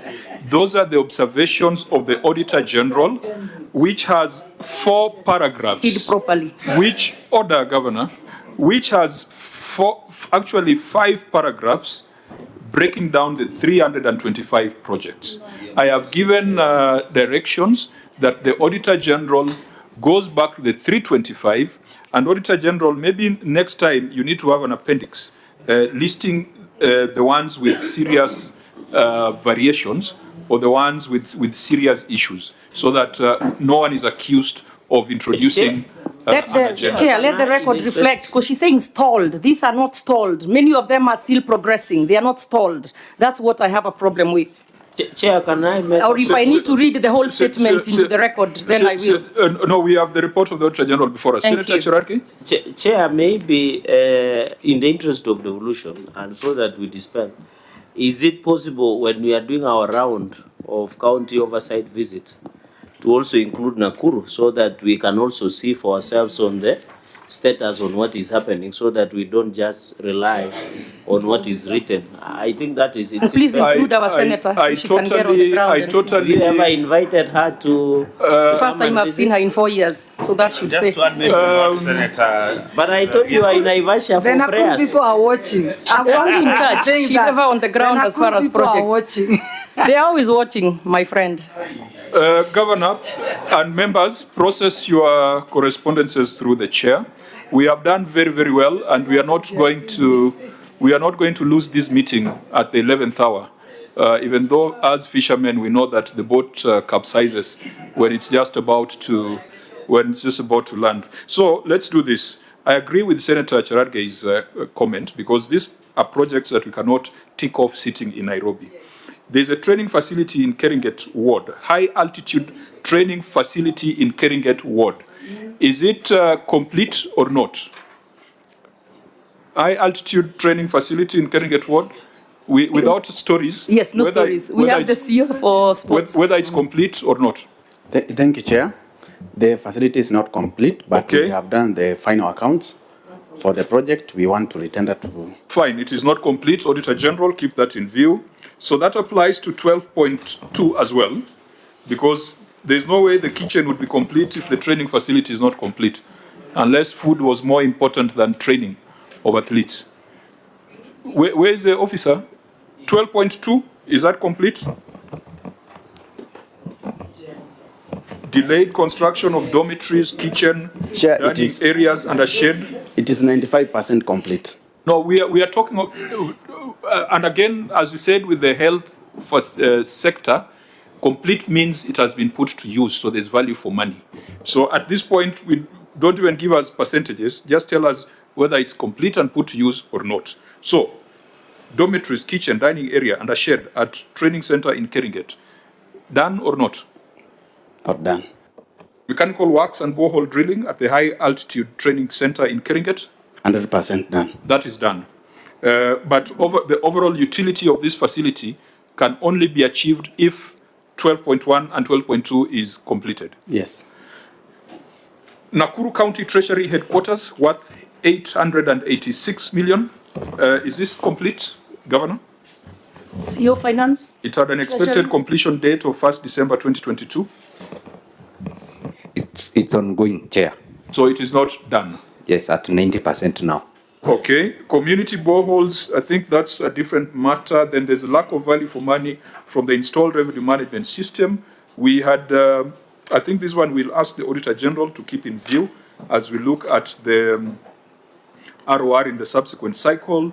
Naivasha Smart Fish Market. Chair, I know we are rushing, but that's fine. It's okay. But just to take note, have I seen any other Treasury headquarters in any other county? Treasury headquarters. I think it depends on how they it's okay. I just want to, I mean, we are learning, right? Okay. Yeah, we are learning. We are learning very fast to be the governor. I don't know. I don't know, but I mean, a budget of 800 million for a Treasury headquarters. What is this? Is it the county headquarters or it's separate from the county headquarters? It's the county headquarters started by the previous governor. Thank you very much.